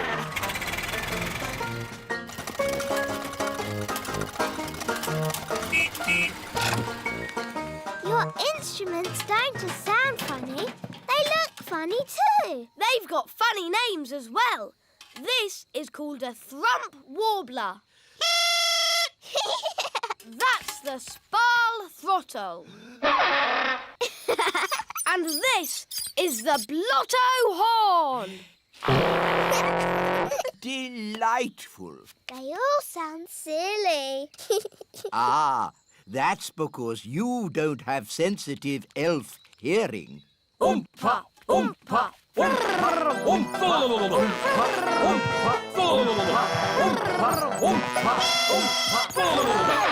Right, enough of that. Princess Holly, could you remind us what your tune sounded like, please?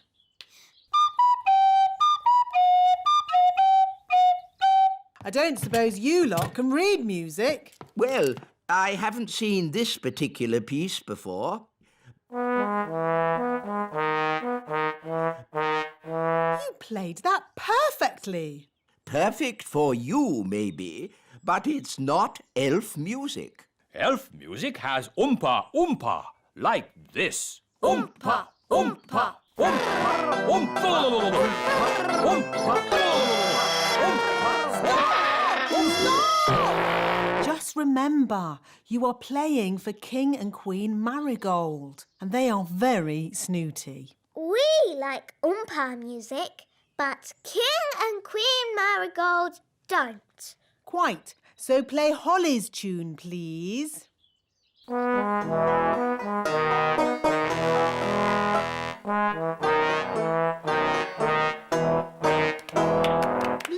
Lovely.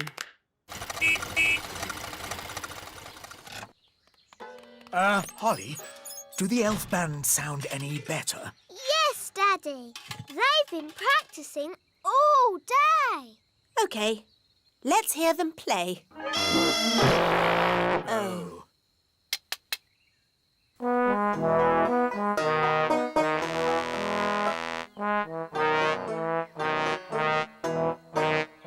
That's much better. Yes, it's charming, but I still don't think King and Queen Marigold will like it. Why, Mummy? King and Queen Marigold don't like country things, and the instruments sound so, rough. I can fix that. How? I'll just use magic to make the instrument sound more normal.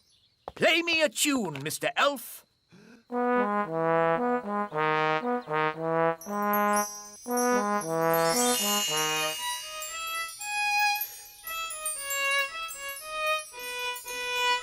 Fantastic! That sounds exactly the sort of music King and Queen Marigold would like. Problem solved.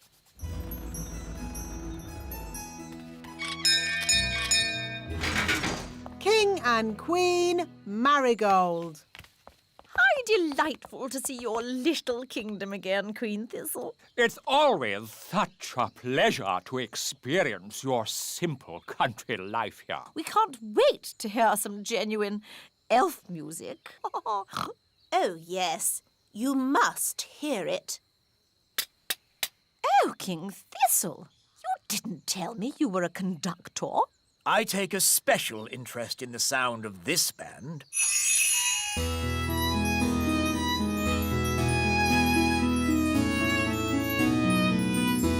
I must say, this is not at all what I expected elf music to sound like. They have been practicing very hard. These elves play well, but the tune is a little old-fashioned. And their instruments sound very ordinary. I assumed elf music would be more folksy. What's that? Oh, I say.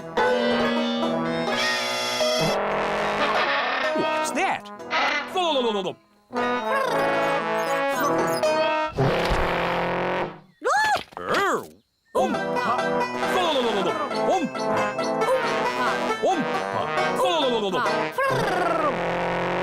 fantastic performance! Very exciting. A triumph, King Thistle! Have you ever considered teaching music? Let's dance! Oh-ho! Come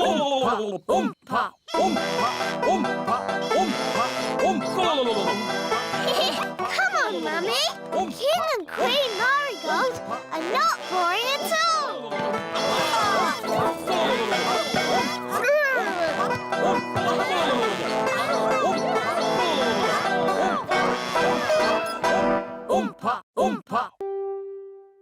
Today's adventure starts at the little castle. Dinner party. Nanny Plum, your pie, mash and chips is delicious. What's for pudding? I hope it's not too heavy. Treacle sponge pudding with blancmange and custard.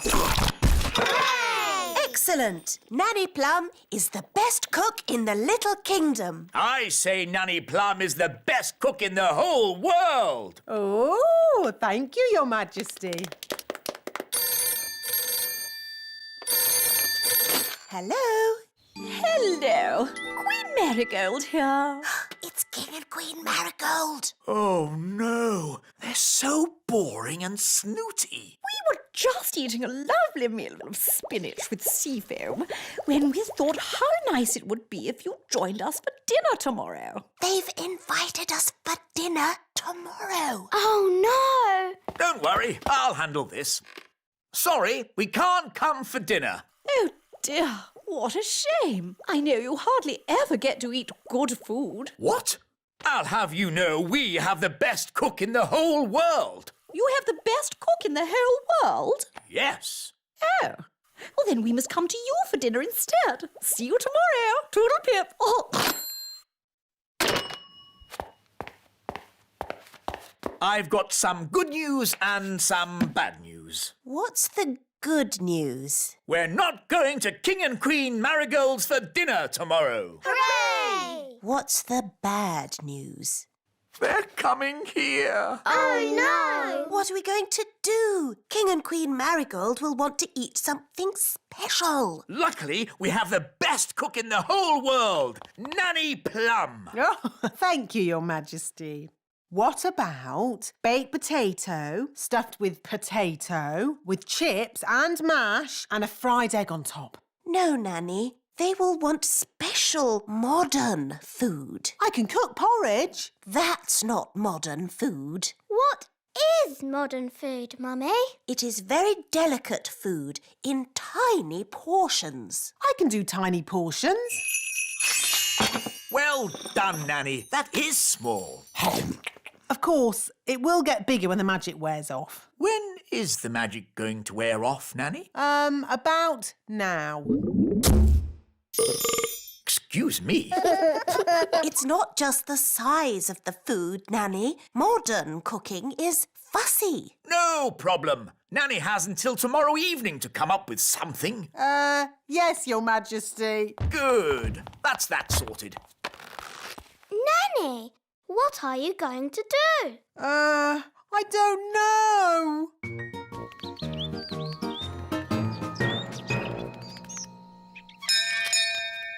Morning, Holly. Are you coming out to play? No, Ben. I need to help Nanny learn how to cook. But Nanny Plum's a very good cook. She is the best cook in the world, Ben. But she can't cook modern food. Why does she need to cook modern food? It's what King and Queen Marigold like, and they're coming to dinner tonight. What Nanny needs is a cookbook. Come on. Wait for me.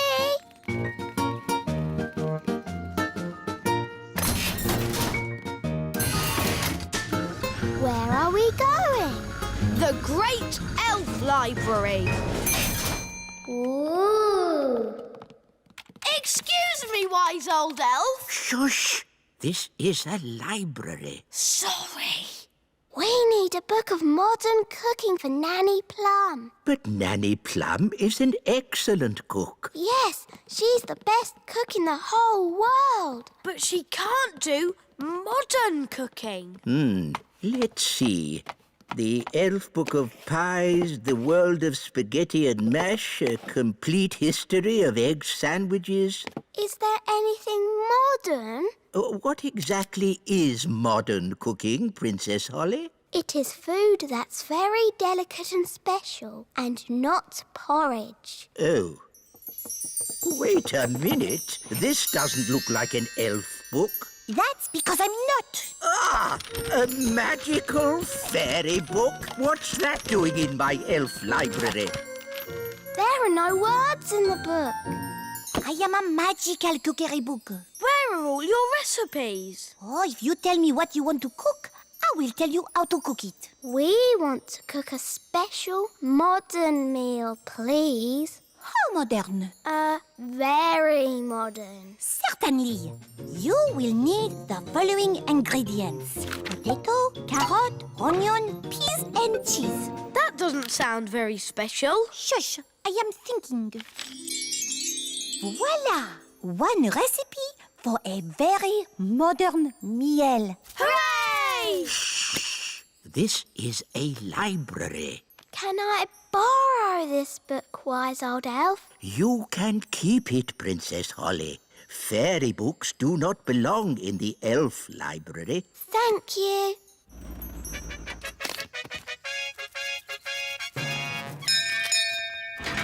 King and Queen Marigold, how lovely to see you. Hello, darling. It's always a pleasure to visit your little kingdom.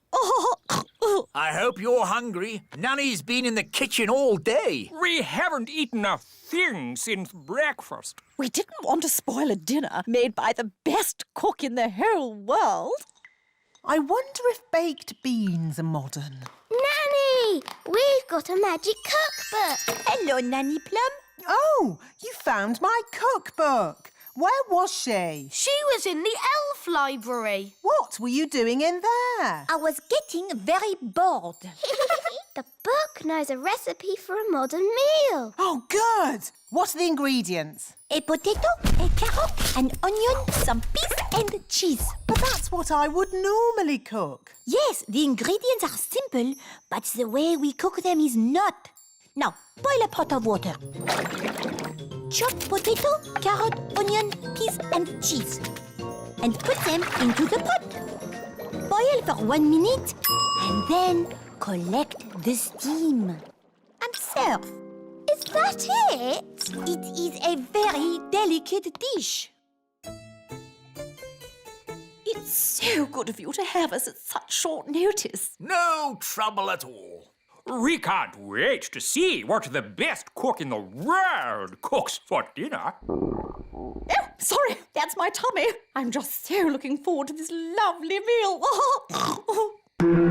Dinner is served.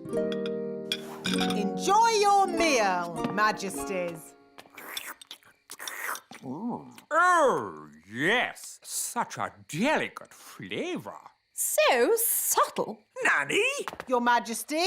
What's this called? Cloud of vegetable soup. It's just steam. Such a sensitive dish.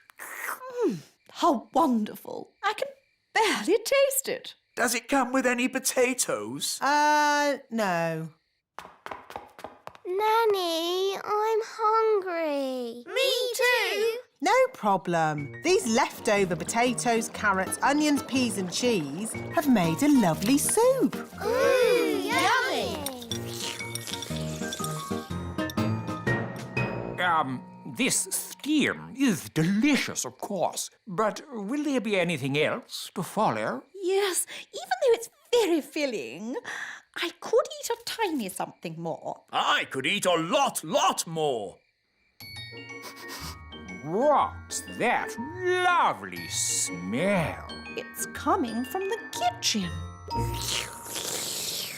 This is delicious, Nanny. It's the best. I say, what's this? It's just the children's supper.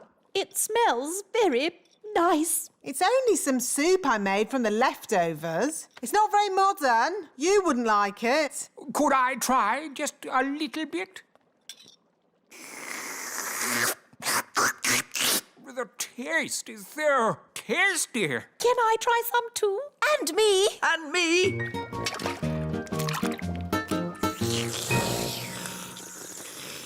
Oh, yes. So filling. Marvellous, Nanny. I have an announcement to make.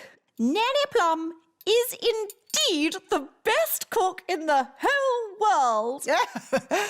Thank you very much. Now, what would everyone like for pudding? Something modern or my treacle pudding? Treacle pudding! Today's adventure starts at the Great Elf Tree. A trip to the seaside. There, fully wound up. Let's set off to the seaside. But, Dad, we have to wait for Princess Holly. Well, where is she? It's almost 9 o'clock. Dum-de-dum-de-doo-doo-dum-de. Where is Holly? Relax, Mr. Elf. We're on holiday. But Princess Holly's late. Fairies are always late. Dum-de-dum. Hi, Ben. Oh, hi, Holly. I'm not too early, am I? No, Princess Holly. You're just in time. Now we're all here. Let's go. We might make the seaside by lunchtime. If you want to get to the seaside quickly, I could try magicking us there. I'd rather you didn't do any magicking today, Holly. Oh, sorry, Mr. Elf.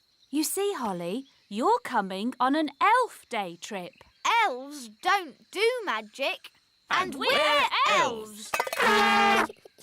Hop in, everyone. Seaside, here we come. Here's the timetable. 1 o'clock, eat lunch. 2, play in the sand. 3, tidy up. 4, leave seaside, arriving home at 4:30 precisely. Dad, it's a holiday. Sorry, Ben. It's just that I'm not used to having a day off. You work too hard, Mr. Elf. Please try and relax today. I'll do my best, Mrs. Elf.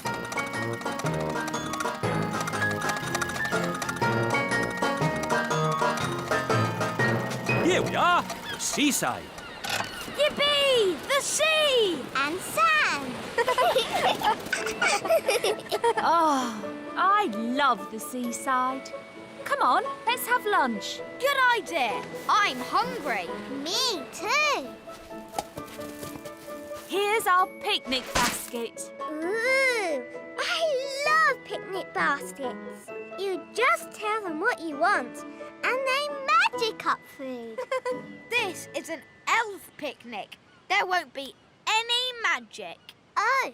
Mrs. Elf always makes a really lovely picnic. Thanks, Mr. Elf. But of course you made the picnic this time. Didn't you make it? Oh. What's wrong? We forgot to bring the picnic. We just brought an empty basket. But that's what I was saying. We fairies always take an empty basket on picnics. Magic basket, please. Can I have, spaghetti bolognese? Oh, it's still empty. That's because... It isn't a magic basket. It's just an empty basket. Can't it even magic us a packet of crisps? No. Oh. Holly? Remember what I said about not needing any magicking today? Yes, Mr. Elf? Well, this is an emergency. So if you wouldn't mind doing a bit of... Magicking! You want me to do magicking? Yes, please. I do know a spell for magic jelly. No, not magic jelly. Right. Too dangerous. I could try an ice cream spell. That's easy. And there's no chance of that spell going wrong. Silly Ben. Spells nearly always go a bit wrong. That's what makes them fun. Well, without magic, we're not going to have anything to eat. That's right. Please, Holly, do your spell. Abracadabra! Ice cream! Hooray! I'm afraid it's only vanilla. I don't know how to magic other flavours yet. That's fine. Vanilla is my favourite. Delicious! Maybe magic can be useful sometimes. Thank you, Princess Holly. You're welcome. What shall we do next? Make sandcastles! I love making sandcastles. What's a spell for sandcastles? Holly, you don't need a spell to make sandcastles. You fill the bucket with sand, turn it over, give it a tap, and bingo! A sandcastle! Cool! Can I have a go?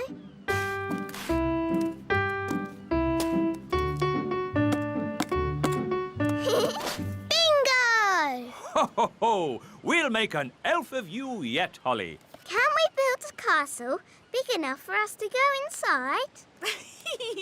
We'd need a huge bucket to make a sandcastle that big. Like that one? That's a very huge bucket. It must have been left by big children. There aren't any big people here now. Good thing. Big people have big feet, and you never know where they're going to step. Look, they've left some spades. Let's build a big sandcastle for Princess Holly. It can be our thank you for lunch. Good idea, Mr. Elf. Can I help? No, no, no. Please just relax and enjoy watching elves doing what elves do best. What do elves do best? Elves are best at making things. And we're elves. Heave-ho, heave-ho, dig-ho, dig-dig-ho, dig-dig-dig-dig-dig. Heave-ho, heave-ho, over you go. Princess Holly, would you do the honours by tapping the bucket?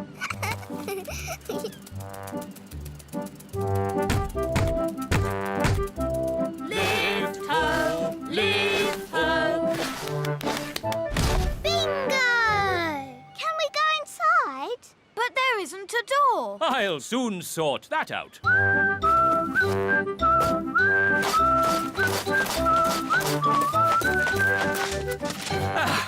There's your door.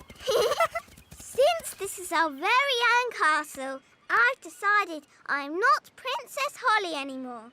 I am Queen Holly. And I am King Ben. My, it's almost home time. Oh, Dad, can't we stay in the castle a little bit longer? But the tide will be coming in soon and... Please, Mr. Elf, please can we stay a bit? Just a little bit, then. We'll pack the car, but you must come when we call you. Yes, Mum. We promise. Oh, look. The sea is coming closer. That's great. Soon the castle will have a moat. Oh, Holly almost left her wand behind. Talking of Holly, let's fetch the children. I don't want to go home. I want to stay in our castle forever and ever. Oh, goodness. Look how high the sea is. Ben! Holly! Leave the castle now! We can't leave. The sea's too high. Holly, you can fly to the shore. Okay. No, it's too windy to fly. Holly? Maybe it's time to do a little magic. Yes, I'll just wave my wand and... Oh, where's my wand? Here's your wand, Holly. I can throw it to you. But what if it falls in the sea? Don't worry, Holly. Mrs. Elf is very good at throwing things. And I'm great at catching. Okay. Don't worry, Wand. Ben will catch you. Ready, Ben? Yes, Mum. 1, 2, 3, row! Hooray! Thanks, Ben. Now for the magicking bit. Sun, sea and sand. Put Ben and me on dry land. Hooray! Well done!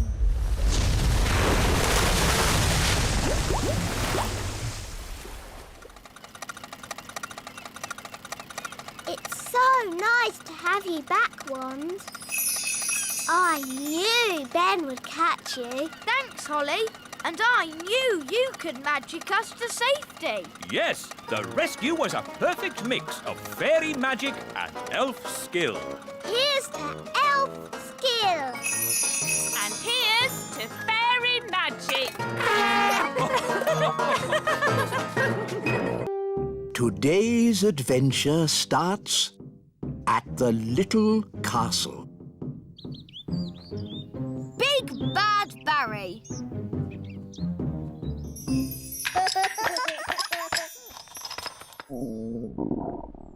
I say, I'm getting a little hungry. Me too. I think I fancy fish and chips. We don't have any fish, Your Majesty. What? No fish? But I can magic up some fish fingers. Yum, yum. I like fish fingers. No. I want fresh fish. Fresh from the lake, with chips. I know. Ben's dad has a fishing boat. Then we shall go and see Ben's dad. It's time we put the boat away for the winter, Ben. I'm pleased Bunty has made it through the summer with no accidents. What kind of accidents? The kind where the boat gets eaten. Eaten? Yes. Have I never told you the story of Big Bad Barry, the fish? No. It was a dark and stormy night. I was sailing in my favourite boat when suddenly... A fish! A fish, Mr. Elf! What's that? I want a fish for dinner, with chips. Oh. So we'd like you to take us out on the lake to catch one. I was just putting Bunty away for the winter. Who's Bunty? My boat. Well, one more trip won't do any harm, will it? I'd rather not. She might get wet. Mr. Elf, your king commands you. OK. Climb aboard. You'll have to leave your wands here. Magic isn't allowed on elf boats. And we're elves.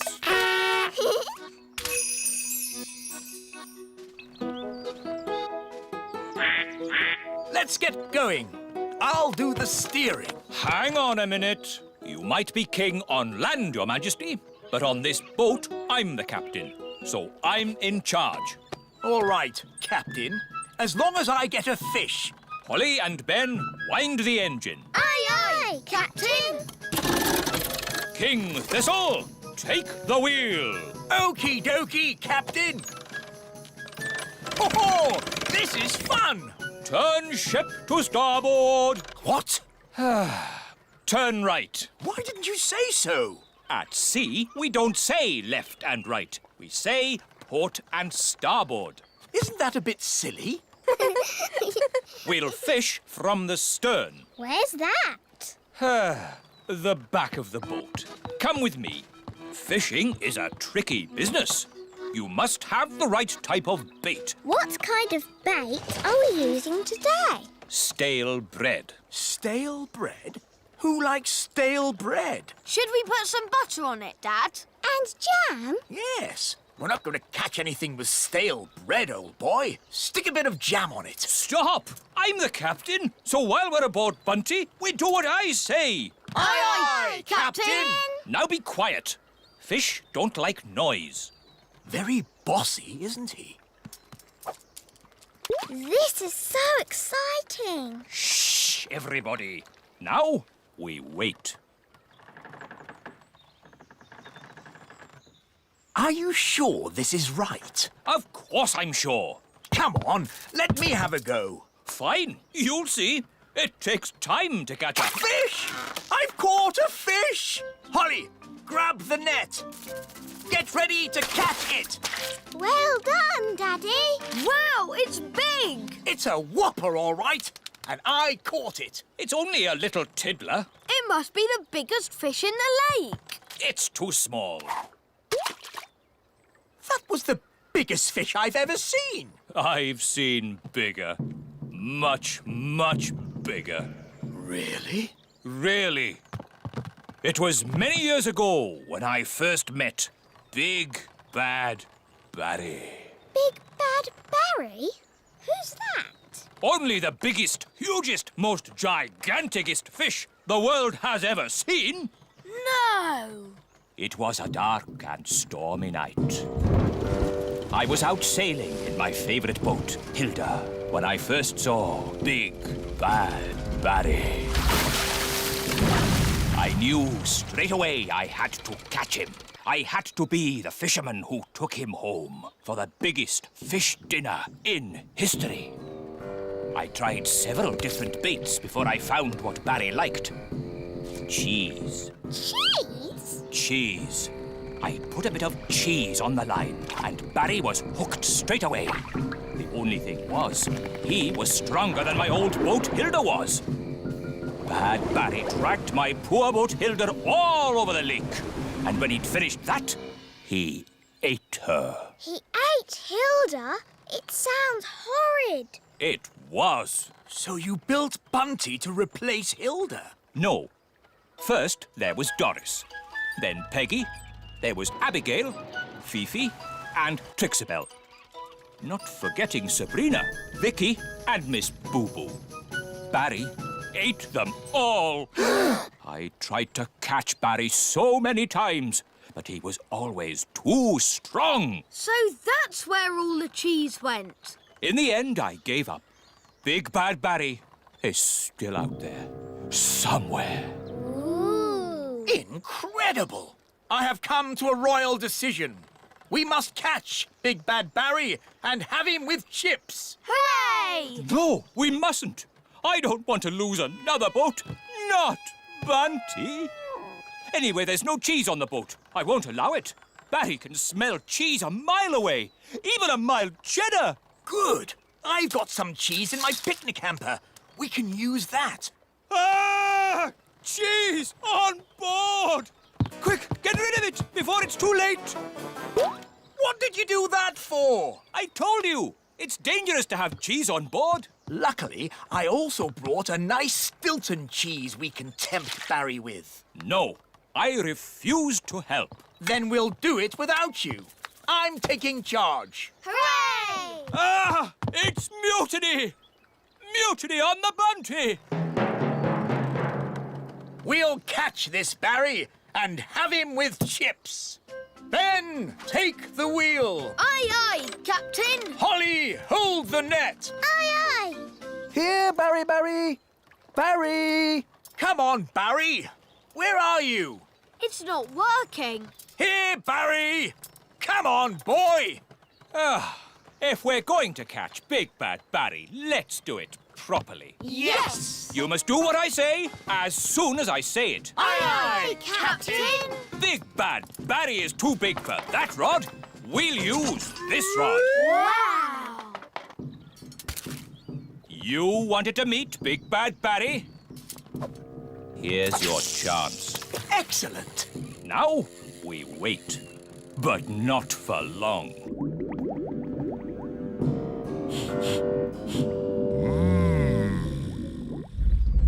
Look!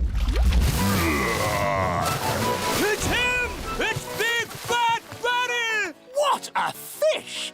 We'll be eating him for weeks. He's got the cheese! Start the engine! Full sail! We're not going anywhere! Yes, we are. Bad Barry is pulling us backwards. Hang on! We've got him! We've got him! I think he's got us, Daddy. Holly's right. We should never have tried to catch Bad Barry. He's too big! He's too bad! We have to let him go! Never! Never! Aha! He's given up! I don't think so. He's eating the line. Ah, then he can have it. I give in. Sorry we tried to catch you, Barry. No hard feelings, eh? Ah! He's eating Bunty! Launch the lifeboat! Abandon ship! Women, children and kings first! Poor Bunty. Hello, everyone. The chips are ready. Where's the fish? Oh, what's going on? Big Bad Barry is eating Bunty. Yum, yum, yum. Oh, dear. Do you think Barry would like some chips with that? I think he's full. Alas, poor Bunty. I knew her well. Right. What should we have for dinner, then? I think I'd like fish fingers. With chips. Today's adventure starts at the little castle. Tooth Fairy. That's enough playing for one day.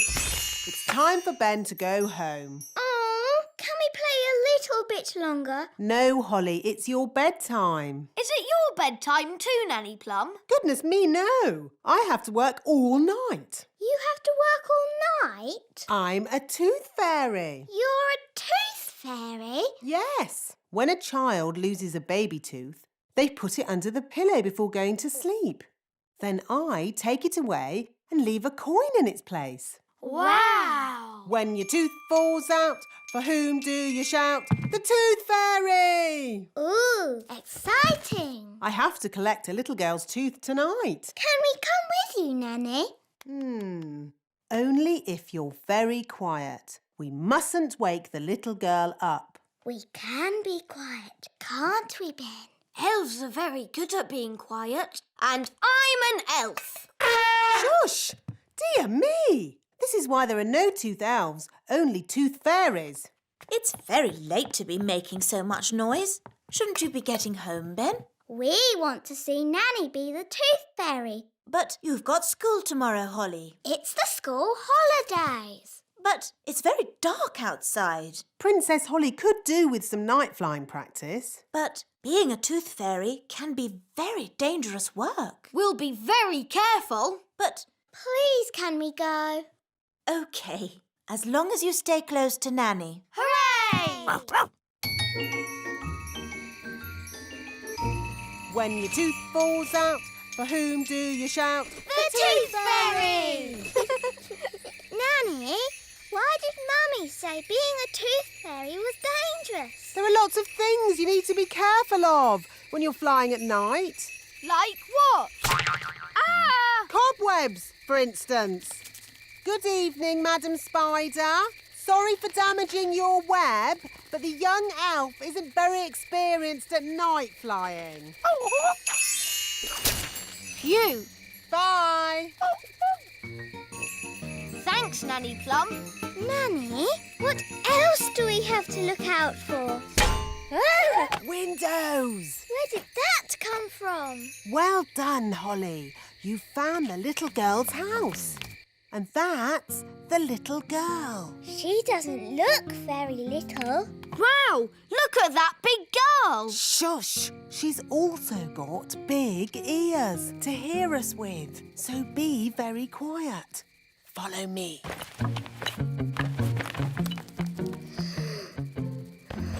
She's very pretty. Not too close, Princess Holly. Oh, her breath is pulling me in. Beat your wings. As I said, we must be very careful. This is the tricky bit. I have to get the tooth from under the pillow without waking the little girl. How?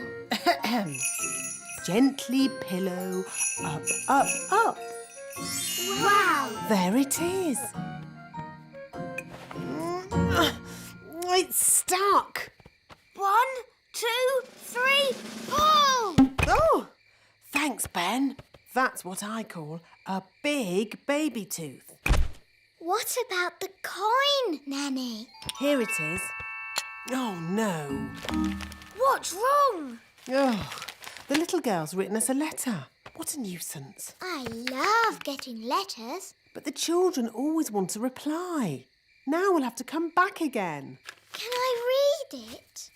Dear Tooth Fairy, what is it like to live in fairyland? Fairyland. That makes it sound like some silly make-believe place. Did she ask about elves? No, Ben. Maybe there wasn't enough room on the paper. But she does say, love from Lucy. That's a lovely name. Shush. Remember, Princess Holly, we mustn't wake her. Nanny, what happens to the tooth now? We give it to the elves. They take care of the rest. This way. Hopefully, there'll be no one there. Then we can just leave our tooth and go. Good evening. Can I help you? Oh, hello. Tooth delivery. Have you filled in your tooth report? Yes. There appear to be some details missing. Where was the tooth found? Under the pillow. Under the pillow. Dear me, you haven't even put the little girl's name. We know that. Her name is Lucy. Lucy. And she's written us a letter. Ah, a letter. There'll have to be a reply before morning. I'll write it. Dear Lucy, it's very nice in the little kingdom. There are lots of fairies. And elves. OK, Ben. And there are lots of elves too. Love, Princess Holly. And Ben Elf. And Ben Elf. Kiss, kiss, kiss. Now we've got to take it back. We'll have to be quick. It's almost morning.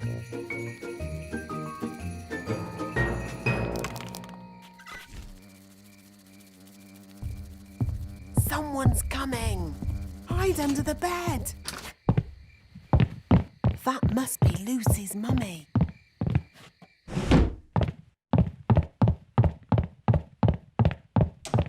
Oh no! The window's shut. How will we get out? This is elf work. Elves are good at opening windows, and I'm an elf.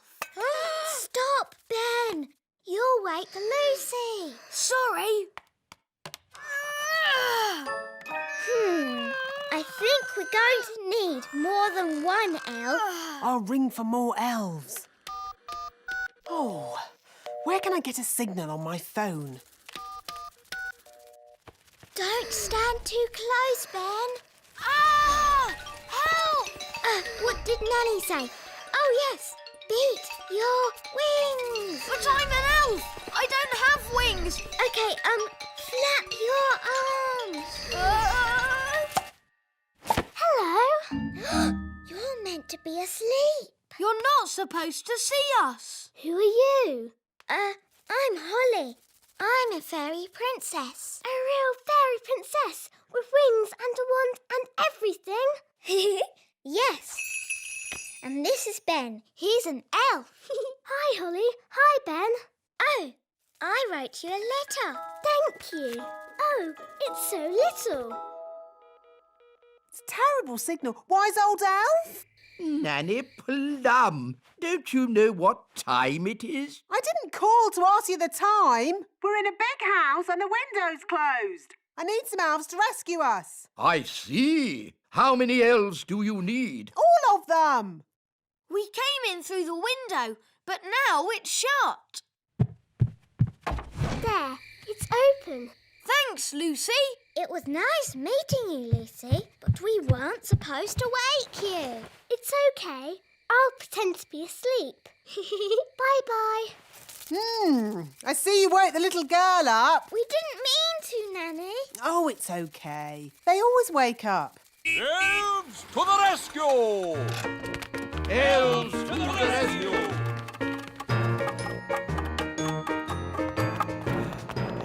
Now, where's this window that needs opening? You just came through it. But that's an open window. Yes, we've done it ourselves. We don't need you anymore. Sorry. Sorry?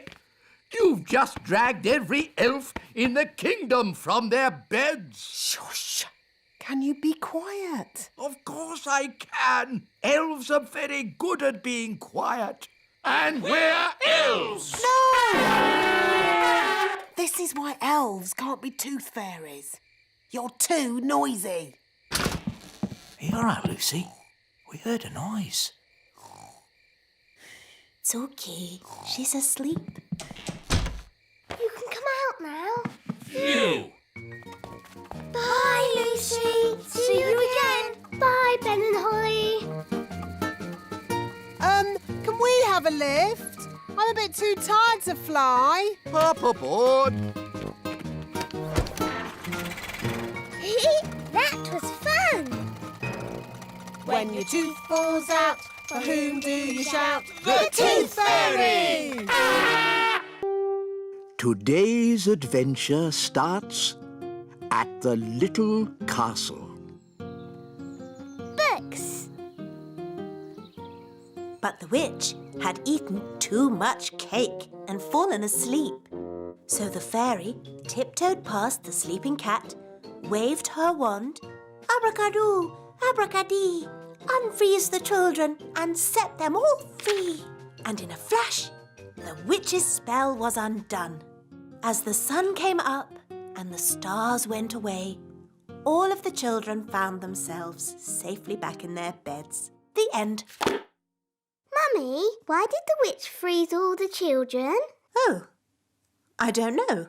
Maybe the witch didn't like the noise the children made and just happened to know a spell for freezing them. Yes, thank you, Nanny Plum. Not eating for a year and a day must have made the children very hungry. No, the witch had frozen them solid, like frozen peas. Now, frozen peas don't get hungry, do they? No. Queen Thistle, where do the stars go in the daytime? I'm sorry, Ben. You said the sun came up and the stars went away. But where did the stars go? Well, let's see what the book says. It doesn't say where the stars went. Nanny Plum, do you know where the stars go in the daytime? No. Oh. Perhaps we should ask King Thistle. He knows how the world works. Yes. Let's go and ask Daddy.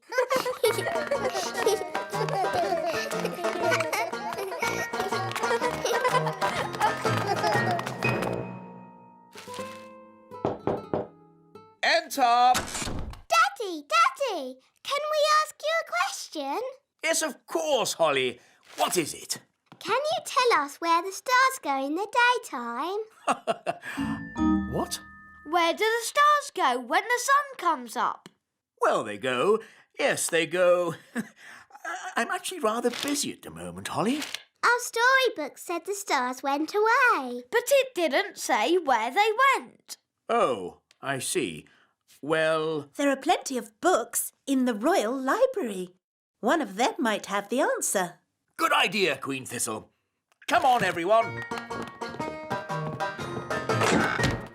Wow, it's very untidy in here. That's because these are magic books. You are very naughty books. Flying about and fidgeting. Chop, chop. Go sort yourselves out. ABC, neatly please. How do we find what we're looking for? These are magic books. You just ask them. Excuse me, books. Where do the stars go in the daytime? Do you have anything about stars at all? Ooh, look at all the fancy writing. What does it say? Has it got the answer? It says, "Little star, we ask you to make our wishes all come true." Oh, it's just a spell for wishing on a star. Oh, I think these magic books are only for making spells, not for answering questions. But, Nanny, why don't you know the answer? I'm Nanny Plum, not an astrophysicist. Astrophysicist? What's that? Oh, it's just someone who knows a lot about stars and space and things. Elves know a lot about things. We could ask my mum and dad. Are your mum and dad astrophysicists? Maybe. Let's go and see.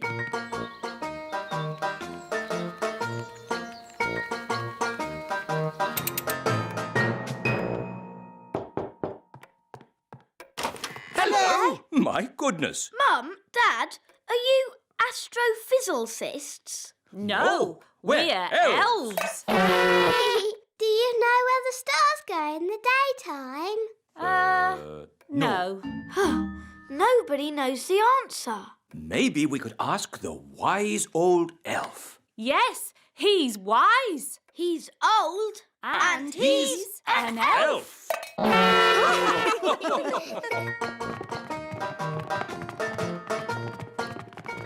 This is the wise old elf's study, where he thinks about things and is wise and stuff.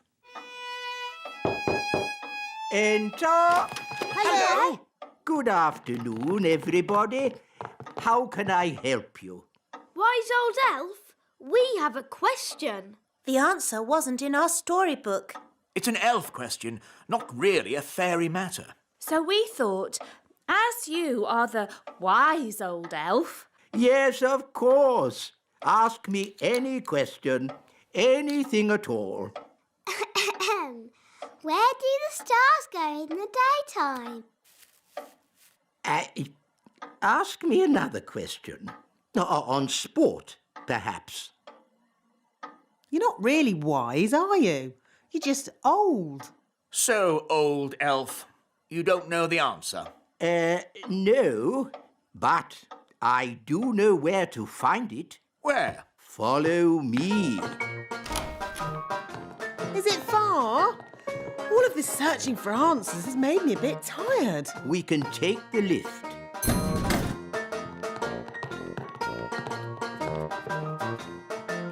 Mind the doors, please.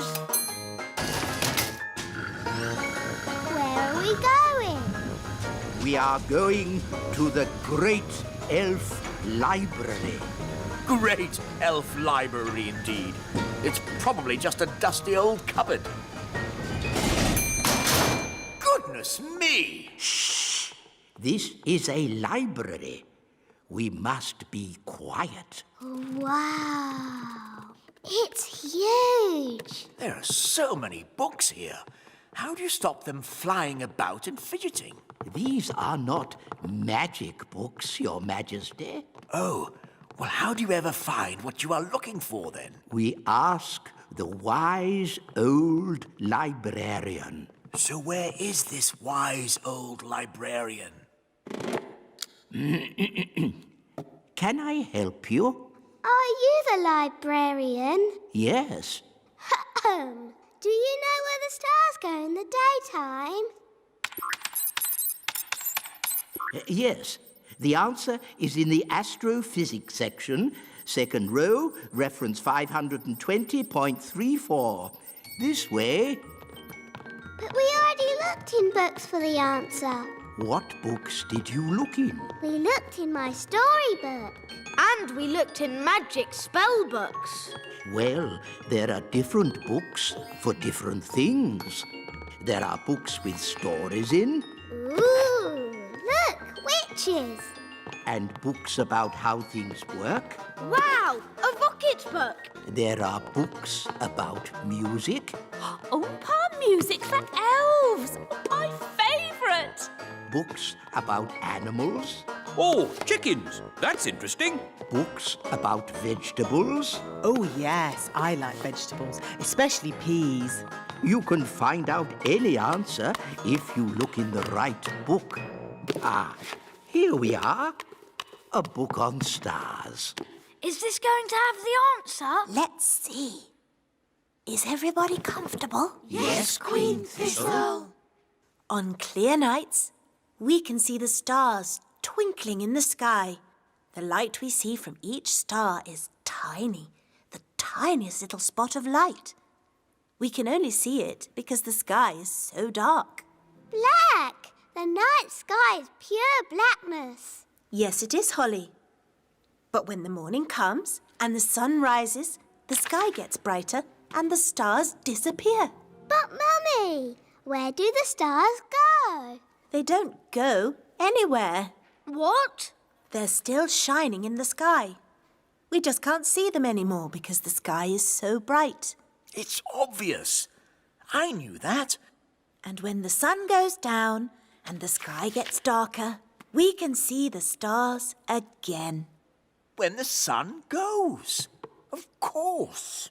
So, Daddy, where does the sun go? Well, wise old elf? These books should answer that question, Your Majesty. Oof! Hooray! Shh!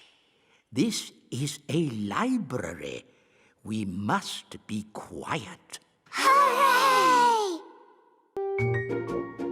Today's adventure starts at the little castle. Daisy and Poppy's pet. Giddy up, giddy up, giddy up. Giddy up, giddy up. Daisy! Poppy! Don't ride your hobby horses on the breakfast table. I'm sorry, Your Majesty. The twins really like ponies at the moment. They really want a pet. And ponies are lovely pets. So pretty and cuddly. And they've got long, swishy tails to brush. Daisy and Poppy would so love a pony. Pony, pony. Goodness me, no! Ponies are ginormous. And Daisy and Poppy are tiny fairies. No pony. Maybe the princesses could have another sort of pet. Pet, pet, pet. I can magic them up a harmless, fluffy little pet. Wait a minute. Pets need looking after. Who's going to do all the cleaning up? The twins can. We will. We promise. OK, but please make it a sensible pet, Nanny, not a dragon or a dinosaur. Of course, Your Majesty. I've got a bad feeling about this. Don't worry, darling. Nanny Plum knows what she's doing. I've got a very bad feeling about this. Here we are, the magical fairy library. Now, let's find a book on pets. A tiger? Tiger, tiger. No, too big. Oh, tiger. A snake? Snakey, snakey. No, too wriggly. Oh, wiggly snakey. An alligator? Alligator, alligator. No, too many teeth. Oh, alligator. Ah, here we go. The perfect little pet. A hamster. Hamster, hamster.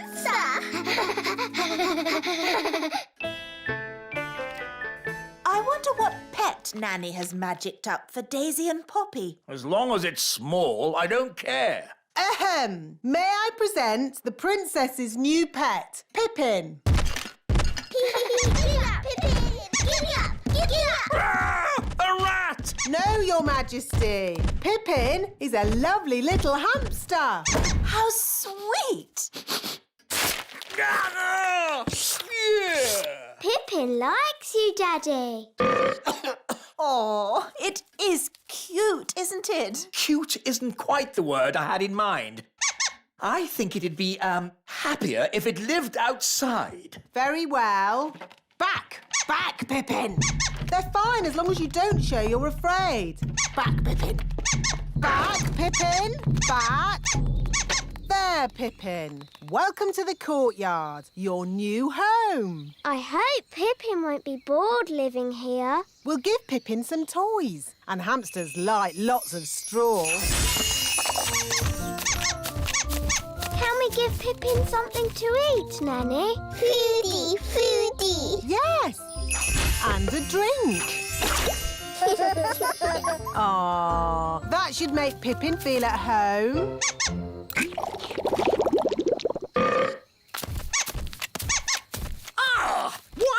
courtyard full of straw. It's for your hamster, Your Majesty. My hamster? It's funny. The courtyard looks just like a hamster cage. Yes, very amusing.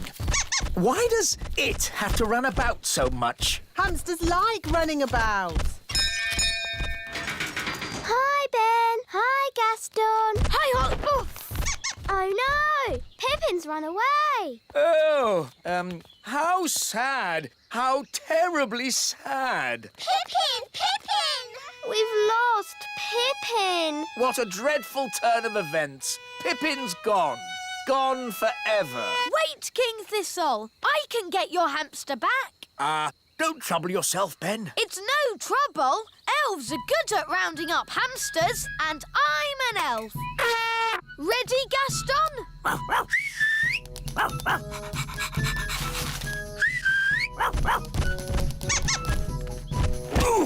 Pippin's back, King Thistle. Safe and sound. Thank you, Ben. Let's close the cage door before Pippin escapes again. Does it ever go to sleep? Maybe when it's tired. And how do we make it tired? Let's ask the wise old elf. He knows everything. Hello? Wise old elf speaking. How do you make a hamster tired? Hamster? Oof. The king's pet hamster. We need to make it tired. Ah, I see. What you need is a wheel. A wheel? How will that help? Wait and see. I'll be right over.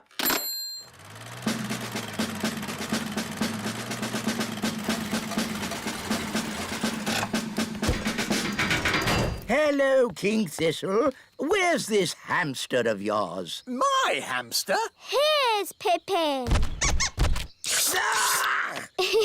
Pippin likes you. No, charmed, I'm sure. Bring in the wheel. Right-ho! Goodness, where's that going to go? It's hideous. The things we do for our pets, eh, King Thistle? It's not my pet. Lower the wheel into the hamster cage. Hamster cage? Are you talking about my castle? Put the wheel in the middle of the hamster cage, Mr. Elf. Pippin! Here, Pippin. Pippin like wheel. Are you sure the wheel is strong enough? It'll be fine. Hamsters don't run very fast. Ooh, you've got a fast hamster, haven't you? The wheel's spinning too quickly. Cannot take it, Captain. It's okay. The wheel's too big to go through the cage door. My castle! Oh, dear. Pippin's escaped again. The wheel's heading for the great elf tree. We'll have to warn the elves. Hello? Hello, dear. It's me. Do you know what hamsters are? Yes, dear. They're sweet little fluffy creatures. Yes. Well, don't panic, but there's a hamster coming your way in an enormous wheel. Oh.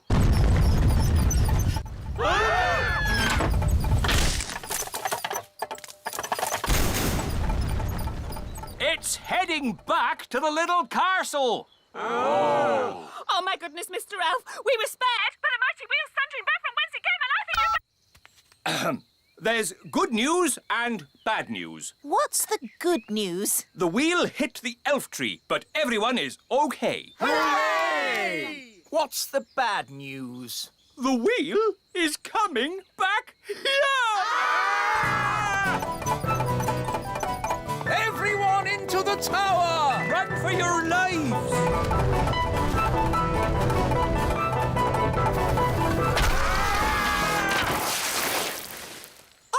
Can't believe it! Yes, King Thistle. Wonderful, isn't it? Your hamster is back home.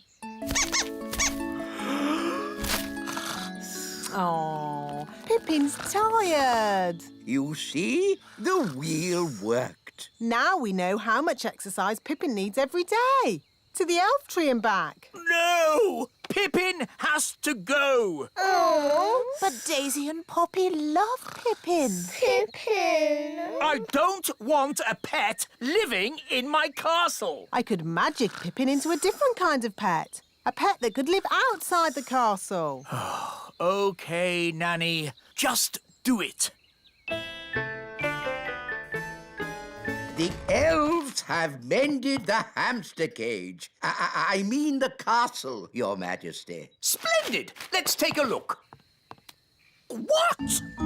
Nanny! Yes, Your Majesty? Why is there straw in my courtyard? Courtyard? Oh, you mean the feeding bowl. What? Yes, darling. You asked for a pet that could live outside the castle, so we went back to what we all wanted in the first place. A pony! Ah!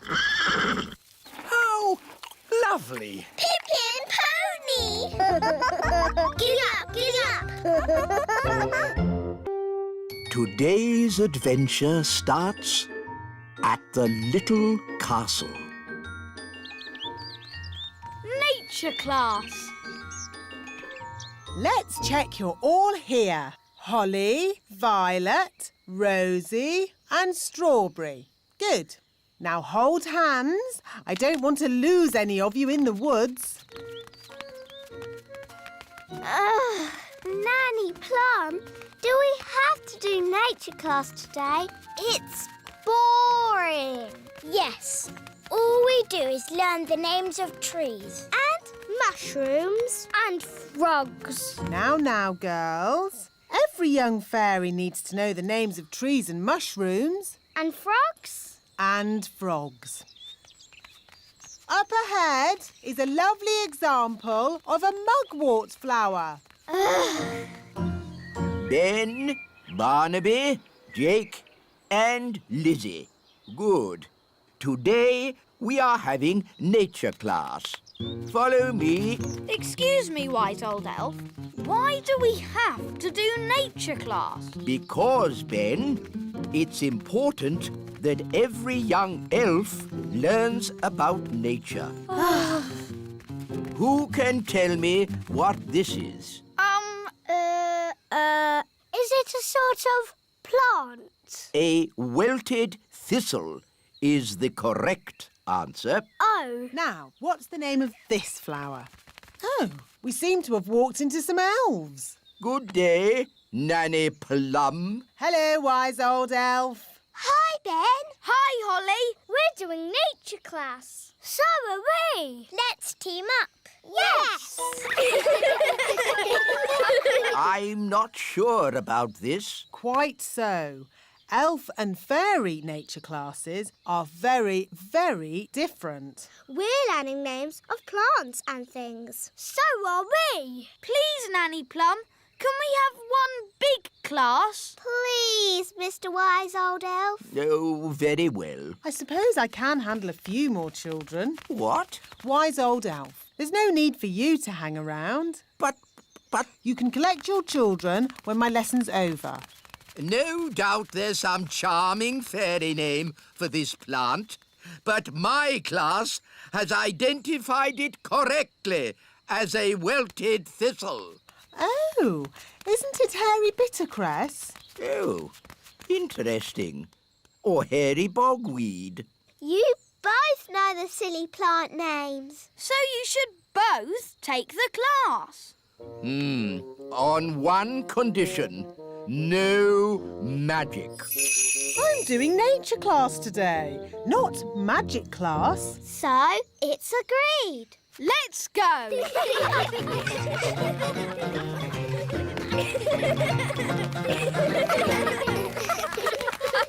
Look. Ah, an acorn. Now, what does an acorn grow into? Is the answer an oak tree? I was asking the children. Yes, but an oak tree is the right answer.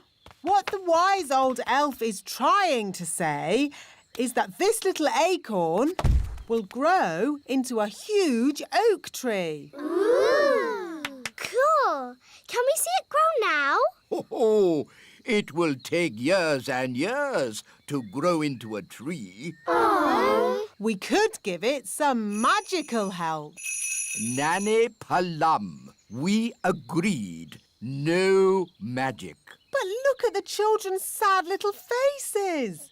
They'd so like to see the acorn grow into a tree. No. Please, Nanny Plum, make the acorn grow into a tree. Yes, please, Nanny Plum. I'd love to, but it's up to the wise old elf. Please, wise old elf. Oh, very well. I'll just do a little spell. Stand back, children. Just a small tree, please. Yes, yes. Thunder and lightning, north wind blow, little acorn grow, grow, grow!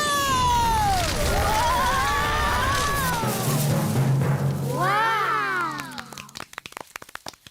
Nanny Plum, is that your idea of a small tree? It is big, isn't it? But I can easily make it smaller. No, it's fine as it is. Let's move on. Next up, mushrooms. Ah, good. Mushrooms. Who can tell me what this is? A toadstool. Yes, correct. Now, you should never, ever eat a toadstool. It would make you very... What Mr. Old Elf is trying to say is that you should never, ever eat a toadstool. It would make you very sick. Indeed. So, never, ever eat a toadstool. Yes, wise old elf. Of course, I expect the wise old elf would like to sit on it. What? Elves love sitting on toadstools. Madam, I think you will find it is gnomes that sit on toadstools. Elves, gnomes, whatever. You would never catch an elf sitting on a toadstool. Hello, everyone. Hello, Dad. Hello, Mr. Elf. Hello, Holly. I see you've found my special reading place. Ah, it just catches the sun at this time of day. Yes. Here we have a toadstool. With an elf on top.